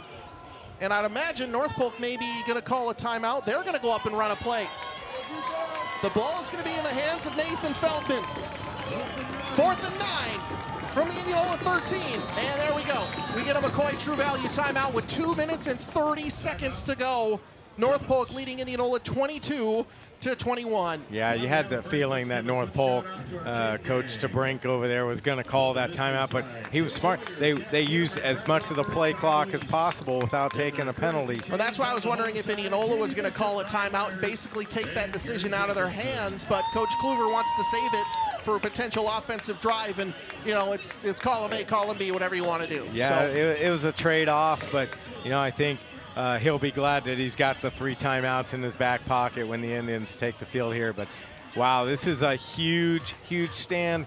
You know, we've had a similar situation a couple of weeks, 6 weeks ago in Urbandale, where the Indians made kind of that red zone stand, and that was a goal line stand. This is similar fashion right here. You got to have the stop here, and then you got to let the offense do what it does. And, you know, if they can keep it to a 1-point game, then we might be talking about Max Martinez and what kind of leg he has. Rick Wilson observed him during the pregame and saw him making some good kicks. So anything's on the table. 4th down and 9. North Polk double wide receivers right, 1 to the left. Feldman in the shotgun. Tate next to him at the Indianola 13-yard line. Feldman, keeper right side, hit as he throws, tosses it up into the backfield. Incomplete. Peyton Wilbur. No flags. Peyton Wilbur is going to hit Feldman as he throws, and it's incomplete. 1st and 10, Indianola trailing 22-21, 2:25 left to go in the ball game. We have seen Asher Brick run the 2-minute offense. We saw it in Pella, and he did a phenomenal job. I think hopefully we can kind of see that kind of performance again tonight. Heading to state next week at Briarwood, Monday and Tuesday. Brick, handoff right side, pushes forward across the 15. Indianola trying to not take too much time as Pontier gets it up near the 18-yard line. Indianola has to be in hurry-up mode here. 2:13 and counting was a gain of 4 yards for Jake Pontier. You know, they don't have to get it all the way to the end zone. I think if they can get it down to the 20-yard line or 15-yard line, give themselves an opportunity for a kick. Brick throws towards the sideline, in and out of the hands of Parker Kaufman, and it's incomplete. And would have gone for about 3-4 yards, but would have taken more time off the clock. So if you're Indianola, it's not catastrophic, but now you have a 3rd down and 6 with 1:53 to go. Yeah, obviously 2 down territory, so you know you just gotta be able to squeeze the ball and make the catch here, and let's see what they do here. 3rd down and 6 from their own 17-yard line. Indianola, 4 wide receivers. Brick in the shotgun. Looks across the middle and intended for Schulte or maybe for Bauer, but it falls incomplete, and a 4th down and 6 for Indianola. And from their own 17, and this is the ball game right here. Indianola still with all 3 timeouts. Technically, they could get the ball back if they get a stop, but you just want to convert this 4th, and Indianola's going to punt. 4th and 6. The ball back to Butler, back to return for the with 1:49 remaining, maybe trying something here, but all 3 timeouts, trusting the defense to make a stop. And North Polk is going to call a McCoy True Value timeout. Yeah, it's you know, I think they were a little surprised, and so we'll see what ends up happening here with the punt situation. I think Coach Kluver is hoping for a deep punt by DeWall, try and flip the field, but here's the thing, Rob, you have to use all 3 of your timeouts if you give the ball back to North Polk, and you could trade it all for time and in worse position if they get a good punt off. So I think best case scenario is they don't punt it very far, so that's a tough call here for Indianola.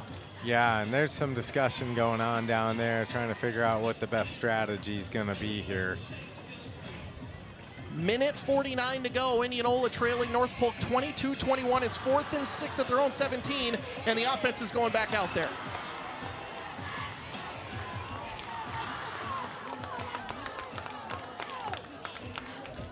All right, so here we go. Indianola, they're going to go for it here. 4th and 6 at their own 17-yard line, trailing 22-21. The passing game just hasn't been there, and maybe that was a factor. Brick just 4 completions, 5 completions in the second half. Here we go, 4th and 6. Brick in the shotgun. Drops back, throws across the middle, incomplete, intended for Schulte, and the Comets will take over with 1:45 remaining in the ball game. Good field position for North Polk. That pass was there in the first half, those slants, and the Comets did a good job adjusting, and now they've been knocking those passes down, and it's Comets ball, 1st and 10 at the Indianola 17-yard line. Yep, and so now Indianola going to have to use their timeouts here and still get a stop, and then just kind of see what they've got left for time on the clock. So again, defense having to step up here. 1-point game. Anything can happen. Fumble, turnover, some magic can happen here. So the Comets trying to take over. Handoff up the middle will go towards the 15-yard line, and Tate gets about 2-3 yards. And Indianola is going to call an immediate McCoy True Value timeout as it goes for 2 to B.J. Tate. Indianola trying to rip that ball out. Timeout Indians. And barely any time comes off the clock. Have a final coming in. Indianola Municipal Utilities instant radio update. Norwalk 45, Council Bluffs Thomas Jefferson nothing. That one is final. Harlan beats Nevada 24-21. Big win for Harlan. And Bondurant Farrar leading Gilbert 31-14. Creston also defeats Knoxville 70-0. And Pella Christian over Cardinal 62-12. So a lot of blowouts. Latest update was Winterset 24, Lewis Central 21. 5 minutes to go in the third quarter there.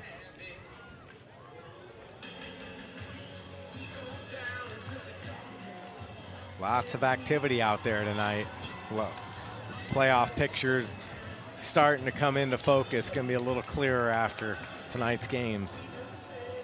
So a minute 42 to go. Indianola has to try and hold the Comets here. And if I'm North Polk, I don't try to kick a field goal. I just go for it and on the ground and try to take as much time as possible. Feldman alone in the backfield.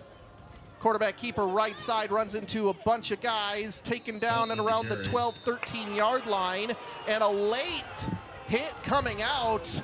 Both sides looking for a flag. Coach Kluver running onto the field to call a timeout. No flag with 1:37 remaining, and it's going to be 3rd down and 6 after a 2-yard gain. And I think the entire coaching staff of the North Polk Comets came out onto the field too and had to be kind of waved back onto the sideline there. So I didn't see the late contact. So here's the scenario. North Polk leading 22-21. Indianola down to 1. McCoy True Value timeout. Comets most likely going to run it at least once more to burn the final timeout, and then depending on where they're at, it's decision time for Coach TeBrink and the Comets. Do they kick a field goal to make it a 4-point game and then have to kick off to Indianola, or do they just run it again and trust their defense? Indianola with no timeouts. Even if you're stopped on 4th down, Indianola has to go 85, 90 yards down the field with no timeouts to try and score. Yeah, I think you just run the football. You know, they haven't kicked a field goal all year. That's a heck of a time to make that call. So, and put that on the kicker. So I'm going to guess they're going to run 4 plays here. After going 8 of 9 for 120 in the first half, Asher Brick is 5 of 14 for 23 yards in the second. So credit the Comets. Yeah, North Polk's played a great defensive second half. 3rd down and 6. Here we go. Coming out of the McCoy True Value timeout. Feldman, keeper, taken down at the 15-yard line. A loss, and Indianola going to call an immediate McCoy True Value timeout. A loss of about a yard or 2. They lost 2 back to the 14, so it's 4th and 8. Indianola is now out of McCoy True Value timeouts. And yeah, if they can get a stop here, they still have time, albeit with no timeouts, but they still have a shot. There's a chance. And again, you don't have to go the length of the field. You got to get out of that mindset. We've been watching Martinez. I've been watching him down here kicking into the net. You know, I think he's got a strong enough leg that he could kick a 35-yard field goal, maybe a 40-yard field goal, and I think you got to give him the shot. And this is where we questioned the punt call, Rob. Yeah. They could have flipped this field, and what Coach Kluver was thinking was, if we're going to not get the first down anyway, we might as well gamble. We punt it up to the 50, 40-yard line, and we stop them with 3 timeouts then. Yeah. And maybe we block a punt, or maybe we, you know, have less yards to go. So that's where that 50-50 comes in. They showed punt. North Polk calls a timeout, and then Indianola comes back and tries to go for it. And hindsight 2020, maybe punting would have been the right call. 4th and 8. North Polk's going to spread them out. I would imagine they're not going to throw anything too dangerous here. Christensen in the backfield with Feldman. Yeah, design run up the middle. Feldman is going to be tackled and taken down. Clock will stop with 1:30 to go. Indianola trailing 22-21. Rob, break it down on offense, what Indianola needs to do. Indianola is going to have to throw the football here and maybe mix in maybe a run. But if you're going to run routes, you got to get out of bounds, so to utilize the clock stoppage. So you can't throw the ball across the middle and have get stopped and take off large chunks of time. So get out of bounds. And if you get a first down, the clock temporarily stops while they set those chains. So Correct. You can still utilize the middle of the field as long as you're quick. 1st and 10, Indianola. 4 wide receivers, 2 left, 2 right. They trail North Polk 22-21. 1:30 to go. Brick in the shotgun, looks to the play, or looks to the sideline to change the play. Still plenty of time on the play clock. Gets the snap, drops back, throws towards the sideline, and incomplete. Intended again for Parker Kaufman. And that pass just not enough juice on it, and Kaufman was slipping down on the turf as well. And he would have been inbounds. So all things considered, I think you take the incompletion there. I wonder if they're trying to set up for a Parker Kaufman double move here on some of those out routes. But North Polk probably not going to allow anyone behind him. Double wide receivers left and right again. Brick drops back to pass. Takes a shot across the middle. It's going to be caught across the 25-yard line or 20-yard line, but the Indianola's got to move. It's caught. Rylan Hilton up to the 19. They give him 7 yards. And now it's going to be 3rd down and a long 3. Brick drops back, throws towards the sideline. Caught Vinny Anderson and up for a 1st down and out of bounds. Up to the 28-yard line. Just to the 27, so a gain of 8. Anderson now with 3 catches all in the 4th quarter for 24 yards. And it's 1st and 10, Indianola with 1:04 remaining at their own 27-yard line. Just takes one big play here. Trips, wide receivers left, one on the right. North Polk is going to give those easy yards up all day. Brick in the shotgun. Rushes forward, still looks down the field. He's going to run out of bounds. Gets positive yards up near the 29, but a gain of about 2. 58.5 seconds to go on the game clock. Yeah, you know, a good decision. One wrong decision here ends the football game, so you just got to be cautious, but we've got to get some yards down the field. I wonder when the shot is coming. Yeah. I think Indianola being a little conservative. 2nd and 9 at their own 28-yard line. Brick trips wide receivers left. They try to set up a bunch formation. Rolls out, throws deep towards the sideline, and incomplete. North Polk wanting maybe offensive pass interference down the field on Kaufman. It's now 3rd and 9, 52 seconds to go. Yeah, and that looked maybe dangerously close to offensive pass interference there by Kaufman. So, Indianola got a lucky break there. I think DeWall's in the game at wide receiver now too. I wonder if they're going to get some sort of trick play. DeWall in. He's going to go in motion from right to left, and a flag comes out. I think they're going to get false start on Indianola, and yep, they do. 51 seconds to go. Yeah, and those penalties are crucial. Story of the game right now is the penalties. That 1 point was born out of a penalty, and earlier drive in the half stalled by a holding penalty. So those are going to be the things that you look back on and go, man, I wish we had those back. But Indianola, 3rd and 14 here. Obviously, you've got 2 plays to get it, but time's a factor. 51 seconds to go. It's 3rd and 14 for Indianola at their own 23-yard line. Brick, 4 wide receivers, drops back.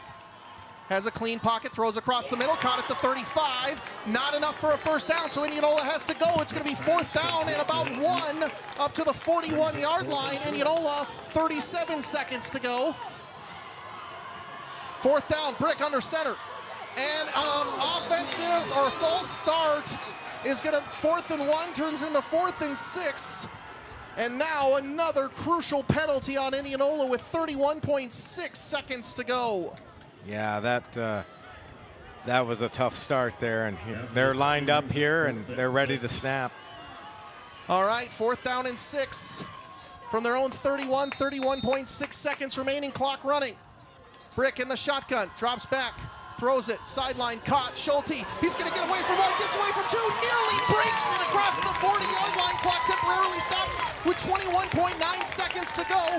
Indianola, as soon as the ball is set, that clock will run. They have to run a play quickly or spike it. Schulte just about Clock busted running. loose. 1st and 10, Indianola, 18 seconds. Brick drops back to pass. He's going to take a shot deep down the left sideline into deep triple coverage, and that one is intercepted by the Comets, and this ball game is over.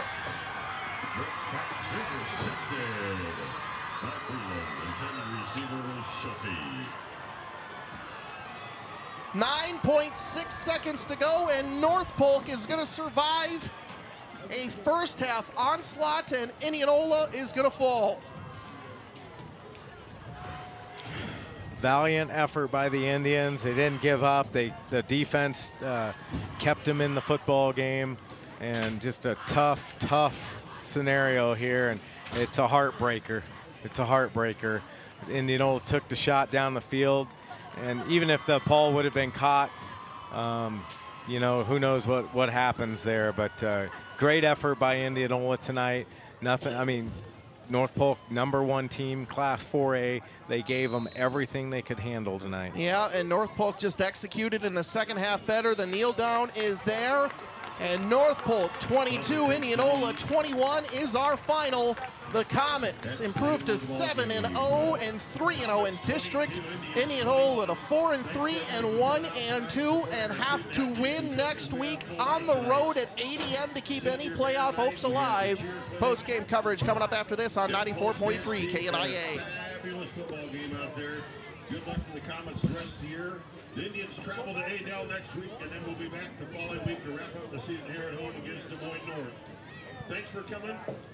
Best of luck Monday and Tuesday. Relationships with customers by providing fair financing terms and exceptional after-purchase support. They'll go the extra mile to find a vehicle that exceeds your expectations. Visit Greg Young Buick GMC today at 3001 North Jefferson Way or on the web at gybuickgmc.com. Parker Signs and Graphics is a renowned signage solutions provider in the Midwest with over 30 years of experience. They use the most cutting-edge processes to deliver top-quality products, starting from design conception and ending with fabrication. When faced with complex challenges that other sign makers can't handle, Parker Signs is the go-to choice. For all your signage needs, call John at 515-962-0330 today. Parker Signs and Graphics is also a proud supporter of Indianola High School Athletics. Go Indians! Indianola Physical Therapy has been providing expert care for Indianola and Warren County residents for the past 20 years. Matt DeWall and his team of 8 therapists provide specialized care in orthopedics, sports medicine, pediatrics, pelvic health, Parkinson's, vertigo, and more. They're looking forward to the next 20 years providing the best physical therapy in the area. Indianola Physical Therapy is a proud supporter of the community of Indianola and Indianola athletics and activities. Let's talk comfort. Are you comfortable in your life, your family, your career? Most people are. Are you comfortable in your house? I mean, is your home cool in the summer and warm in the winter? Does your home comfort system do what it's supposed to do when it's supposed to do it? If you can't say yes, you need to contact Hines Mechanical. Hines Mechanical is your premier Lennox home and commercial comfort experts. You've probably seen their big white and red trucks in your area. When you see a Hines Mechanical truck, you know it means trust, reliability, and comfort in your home. They sell only the best in service, all brands. Call 515-337-2074. Hines Mechanical, service done right. Fentanyl is a potent opioid and a leading cause of drug overdoses. This dangerous drug is often mixed with other substances, such as marijuana, making them more addictive and deadly. If you or a loved one is struggling, it's crucial to get help. UCS Healthcare provides substance use treatment in West Des Moines, Knoxville, and Ottumwa, utilizing an evidence-based team approach to support you or a loved one. Contact UCS Healthcare at 515-280-3860 or visit ucsonline.org and get help. October savings at DeArmond Chevy GMC Knoxville. New Silverado 1500 Custom 4x4s with up to $8,000 off. New HDs with 5.9% for 84 months. 5 all-new 2025 Chevy Equinox in stock. Receive up to $8,000 off Sierra 1500 SLTs and $3,000 off new GMC Terrain. And we won your trade. Receive $300 to $500 more or we'll buy it from you. All at DeArmond Chevy GMC in Knoxville, Iowa. Severe weather season is upon us, and All-American Exteriors is here to help. If your home has recently suffered damage, contact Indianola's #1 roofing company today. Whether it's roofing, siding, doors, windows, or gutters, All-American Exteriors has been serving the local community for nearly 30 years. So for the highest quality materials installed by factory-trained craftsmen, count on All-American Exteriors. Visit their website, allamerican4u.com, or call 515-255-4872. At Dental Professionals in Indianola, your smile is in good hands. Combining a calm atmosphere with the latest technology, Dental Professionals is a place where patients receive the highest level of dental care they need and deserve. Dental Professionals would like to welcome their newest dentist, Dr. Juliana Ardilla, to their experienced team. Dr. Ardilla joins Drs. Gary Jacobson and John Vespa in September, anticipating the December retirement of Dr. Jacobson. Dental Professionals has been serving the community for over 40 years and is a proud supporter of Indianola athletics. Post-game coverage live on 94.3 KNIA. Indianola falls to North Polk 22-21. He's Rob Hawkins. I'm Andrew Swadner. Indianola falls in a heartbreaker. Going over all the scoring plays, Indianola jumped out to a big lead. First drive of the game, a 57-yard connection from Asher Brick to Parker Kaufman, followed up by a 16-yard Jake Pontier scoring play, puts Indianola up 7-0, but North Polk answers back. A 4-yard Nathan Feldman rush, and they convert the 2-point conversion, which turned out to be the game winner after an Indianola penalty offsides after they were set up to kick the extra point. And it's 8-7 North Polk. Indianola answers immediately on an Asher Brick to Jake Pontier, 18-yard screen connection, and then Pontier scored again on a 21-yard rush, and it was 21-8 Indianola at halftime. Basically on the first play, again, 53 yards by Nathan Feldman, and it's 21-14, or 15, excuse me. And then again in the third quarter, Feldman scores again from 4 yards out. So both Feldman and Pontier each had 3 touchdowns on the day, but 4 yards out, and it's 22-21 North Polk over Indianola. Neither team scored in the fourth quarter. A lot of back and forth. North Polk held Indianola to just 9 yards the entire third quarter. 9 yards on 6 plays, and then Indianola just could never get close enough for a score in the fourth. Yeah, you know, just a tough football game. Exactly what you expect when you're playing the number 1 team in Class 4A. Indianola had them on the ropes. North Polk battled back. They're not 7-0 now for, you know, without merit and without reason. So just a great effort tonight by Indianola. They came up short. You know, now it's forcing a must-win next week. But, you know, give credit to Indianola's defense. They held Nate Feldman to a pretty pedestrian game by his standards. And, you know, with the exception of those 2 touchdown drives in the third quarter where they just kind of ran at will, that's the only time in the ball game that they did that. And, you know, both times Indianola needed to stop near the end of the game to give their offense a chance. They were able to do that and come up with 4th down stops. I kept waiting for the perfect moment, and maybe I should have used it in the first half, but tonight's Raise the Roof moment of the game presented by All-American Exteriors. Serving Iowa since 1998 with roofing, siding, doors, windows, and gutters, and 5-star service every time.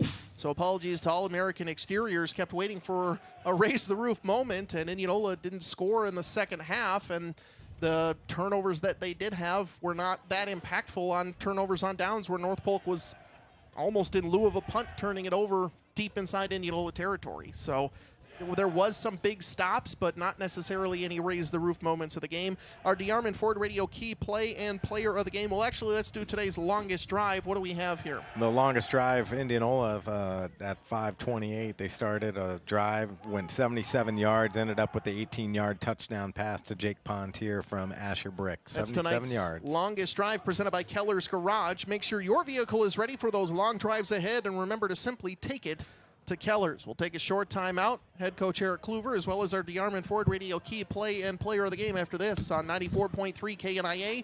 Indianola Activities YouTube. North Polk comes back to defeat Indianola 22-21. Bring in the fall at McCoy True Value in Indianola. Prep your lawn for next year with great deals on varieties of Green Thumb grass seed mix, 3-pound bags starting at $12.99. $5 and $10 instant rebates are available on Scott's Turf Builder Winter Guard products. And keep a clean and tidy yard with your choice of Green Thumb 22-inch lawn and leaf rake or 32-inch poly leaf rake, now only $12.99. Find these bargains and more while supplies last. McCoy True Value Hardware. Service with heart. At Athletico Physical Therapy, the focus is always on exceptional patient care and quick appointment access. Athletico does not require a doctor's referral for most insurance providers and will get you in with a same or next day appointment. Whether you are transferring your care or looking to start a new course of physical therapy, you have a choice on where to go. Choose Athletico Physical Therapy. Visit athletico.com to schedule an appointment or call their offices in Indianola or Norwalk today. At Country Financial, they're more than just an office you may pass by driving through town. They're a part of your community and help support the programs that make our neighborhoods thrive. They take the time to get to know their clients. They know that every situation is unique, and their goal is to understand yours, so they can help you be confident about your financial security and your future. Call your local Country Financial representative, Rob Keller, at 515-961-2351 to talk about how he can help ensure the future you're dreaming of is something you can proudly own no matter what it looks like. Are you ready to take your career to the next level? Look no further than Cementech in Indianola. Cementech is hiring skilled individuals to join their dynamic Cementech team. They're seeking dedicated professionals who are passionate about building a better tomorrow. Whether you're an experienced concrete technician, a master mechanic, or a skilled operator, Cementech has a place for you. They offer competitive wages, excellent benefits, and a supportive work environment. Apply today by visiting www.cementech.com/careers. Cementech, where hard work meets endless possibilities. Welcome back to Postgame coverage live on KNIA Indianola Activities YouTube. Continuing high school football coverage on KNIA. Indianola falls to North Polk 22-21. Joined by head coach Eric Kluver. Coach, again, a tale of two halves, this time reversed a little bit, but Indianola jumps out to a big lead and holds the Comets to probably one of their worst offensive games of the season, but it was just enough to come away with a win. Yeah, gut punch. Still trying to process what has all happened here, but just lack of consistency, and came out and just played a tremendous first half. Offensively, we were fluid and in rhythm. Other than the big play that we gave up right away, and the 2-point conversion, I thought our defense just played really good all night long for the most part. Some big fourth down stops there to give us a chance, but just once again, we just didn't play consistent enough football to beat, who's supposed to be one of the top teams in the state, and they've proven it. They're 7-0. So, I told the guys we're right there, but we've got to we really got our backs against the wall now. Got to go on the road and beat a really good ADM team, and then finish this thing off at home if we want an opportunity to move on. What adjustments did they make defensively, or was it just execution? The first half was so crisp. Asher Brick was 8 of 9 for 120, and the one incompletion was a beautiful throw that could have been over the shoulder and would have been a fantastic catch. And then just North Polk started knocking down passes, and it just did not seem as fluid. Andrew, it's called attention to detail, and I thought Asher played a really good game. We struggled to be consistent running routes, and catching balls that we're capable of catching, but I think there was some confusion for some reason in the second half with our wide receivers, and I don't want to go too deep into it until I can sit down and watch some film and evaluate, but it really wasn't anything that they were doing. We felt comfortable and felt like we were prepared. It's a game, especially against a good football team. It comes down to execution, and we didn't execute offensively in the second half. Defensively, you knew you were going to have to hit their runners, B.J. Tate and Nathan Feldman. I believe just 45 yards of offense in the first half for them, and you guys hit them in the backfield, and that was always the key, was get them running east and west, not north and south. And apart from about 2-3 plays, you really did that all night. Yeah, and that's what they're capable of doing. Feldman is just, he's run for over 1,000 yards already in 6 games. So I thought for the most part we did a really nice job against him. I think before the game, if you say, hey, you're going to give up 22 points, would you be okay with that? This is a team that is almost scoring 40 points a game, so they're very explosive and capable. And I thought we played pretty well defensively. I didn't like how we came out and gave up that first drive so easily. And we went in, and the message at halftime was, in week 1, North Polk's down 35-7 to Bondurant and comes storming back and wins that game. So that's what we talked about. These guys are not going to go away. They know how to win. They are semifinal, quarterfinal type teams the last few years. So we knew what we were up against, and unfortunately we weren't able to make enough plays down the stretch to beat a good team. Fall to 4-3. 3 losses by 4 points. I know. How do you try to quantify that to the guys that you've been saying it, consistency, we play like we can, we're a playoff dome type team. Absolutely. But it's hard to get there without being that consistent team. That's right. And that's we're in week 7, Andrew. We've been talking about this all year long. And So we got to get it figured out. We got to go and get a fast start and play really well, play physical at ADM. We have the guys in the locker room. The injuries continue to mount, but, the next man mentality, is prevalent, and the guys just step up and keep plugging away. So we got to find a way. That's our only choice, to keep working and improving and believing, I think, is the most important thing. And that was most of my message, is we got to continue to believe. Okay, we still have an opportunity. We have a really good football team here in this huddle. So let's come together and let's finish these last 2 weeks, the way we're capable. Final thoughts going into a crucial road game on the road at ADM as Indianola tries to fix their road woes, but playoffs basically on the line. Yeah, just I really was. I was proud of our effort. I thought our guys sold out and really gave us everything they had. And once again, we come up a point short. So we just keep working, keep trying to execute at a higher level, and those wins will come. Thank you very much for joining us, Coach. Really appreciate it. We'll have more after this on KNIA and post-game coverage live on 94.3 KNIA, Indianola Activities YouTube.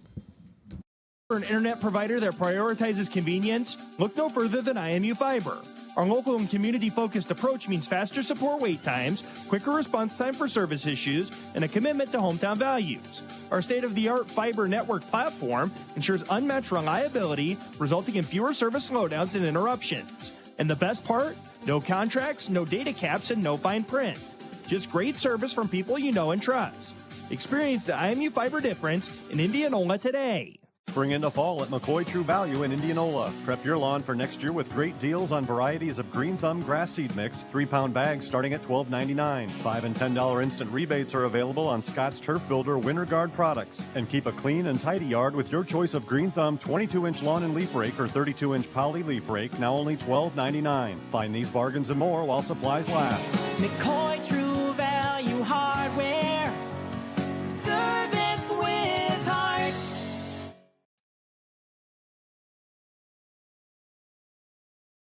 Let's talk comfort. Are you comfortable in your life, your family, or career? Most people are. Are you comfortable in your house? I mean, is your home cool in the summer and warm in the winter? Does your home comfort system do what it's supposed to do when it's supposed to do it? If you can't say yes, you need to contact Hines Mechanical. Hines Mechanical is your premier Lennox home and commercial comfort experts. You've probably seen their big white and red trucks in your area. When you see a Hines Mechanical truck, you know it means trust, reliability, and comfort in your home. They sell only the best in service, all brands. Call 515-337-2074. Hines Mechanical, service done right. Check out these incredibly hot deals this week at your Indianola Hy-Vee. Save some green on Dole Chopped or Premium Salad Kit, just $2.99. Jack's Pizzas, 3 for $10. Hy-Vee Angus Reserve Boneless Beef Chuck Roast, $4.99 a pound. Driscoll's Organic Raspberries, just $3.98. And Pepsi Soda is just $1.99 for a 2-liter. Those deals and more this week at your Indianola Hy-Vee. Hi, I'm Carrie Blake with Fellows & Blake Financial. We help individuals, families, and businesses, both big and small, in 3 specific areas. The first is tax saving strategies. One of the best rates of return is saving on taxes. We also build comprehensive financial plans using our patented financial planning software. This allows our clients to live their best lives today while planning and preparing for the future. The final piece is estate preparation and estate protection. If you need some financial guidance or would like a second look at your plan, reach out to Stacy to schedule your free consultation.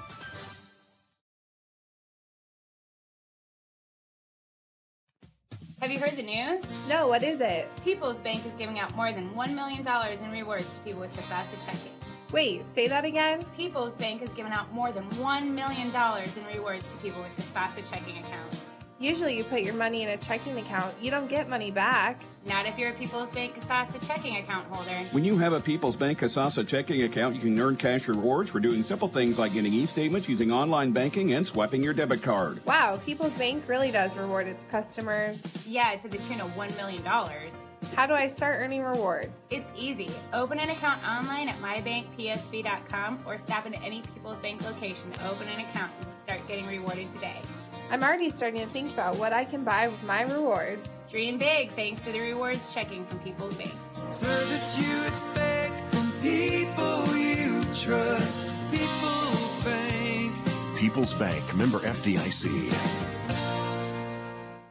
House Roofing and Construction Services of Indianola is your trusted neighbor for quality workmanship and guaranteed satisfaction. Located just east of town on Highway 92, House Roofing has nearly 30 years of experience. They are a preferred installer of Owens Corning products and offer a 10-year workmanship warranty. House Roofing does more than just roofs. They also install siding, windows, and gutters, and all inspections and bids are free. Call them today at 515-961-7180 or visit hausroofing.com. Have recent storms revealed problem areas on your roof? Hi, I'm Kevin with Wolf Roofing. For leaks or other damage, call us. The inspection is free, and if a repair or replacement is needed, our experienced team will put together a plan and price that is fair. We've been locally owned and operated for over 30 years, and we stand behind our warranty and workmanship. We're here to make the process easy and provide peace of mind. Call us at 515-225-8866 to schedule a free inspection and estimate, or go online at wolfroofing.net. Wolf Roofing, local, experienced, trusted.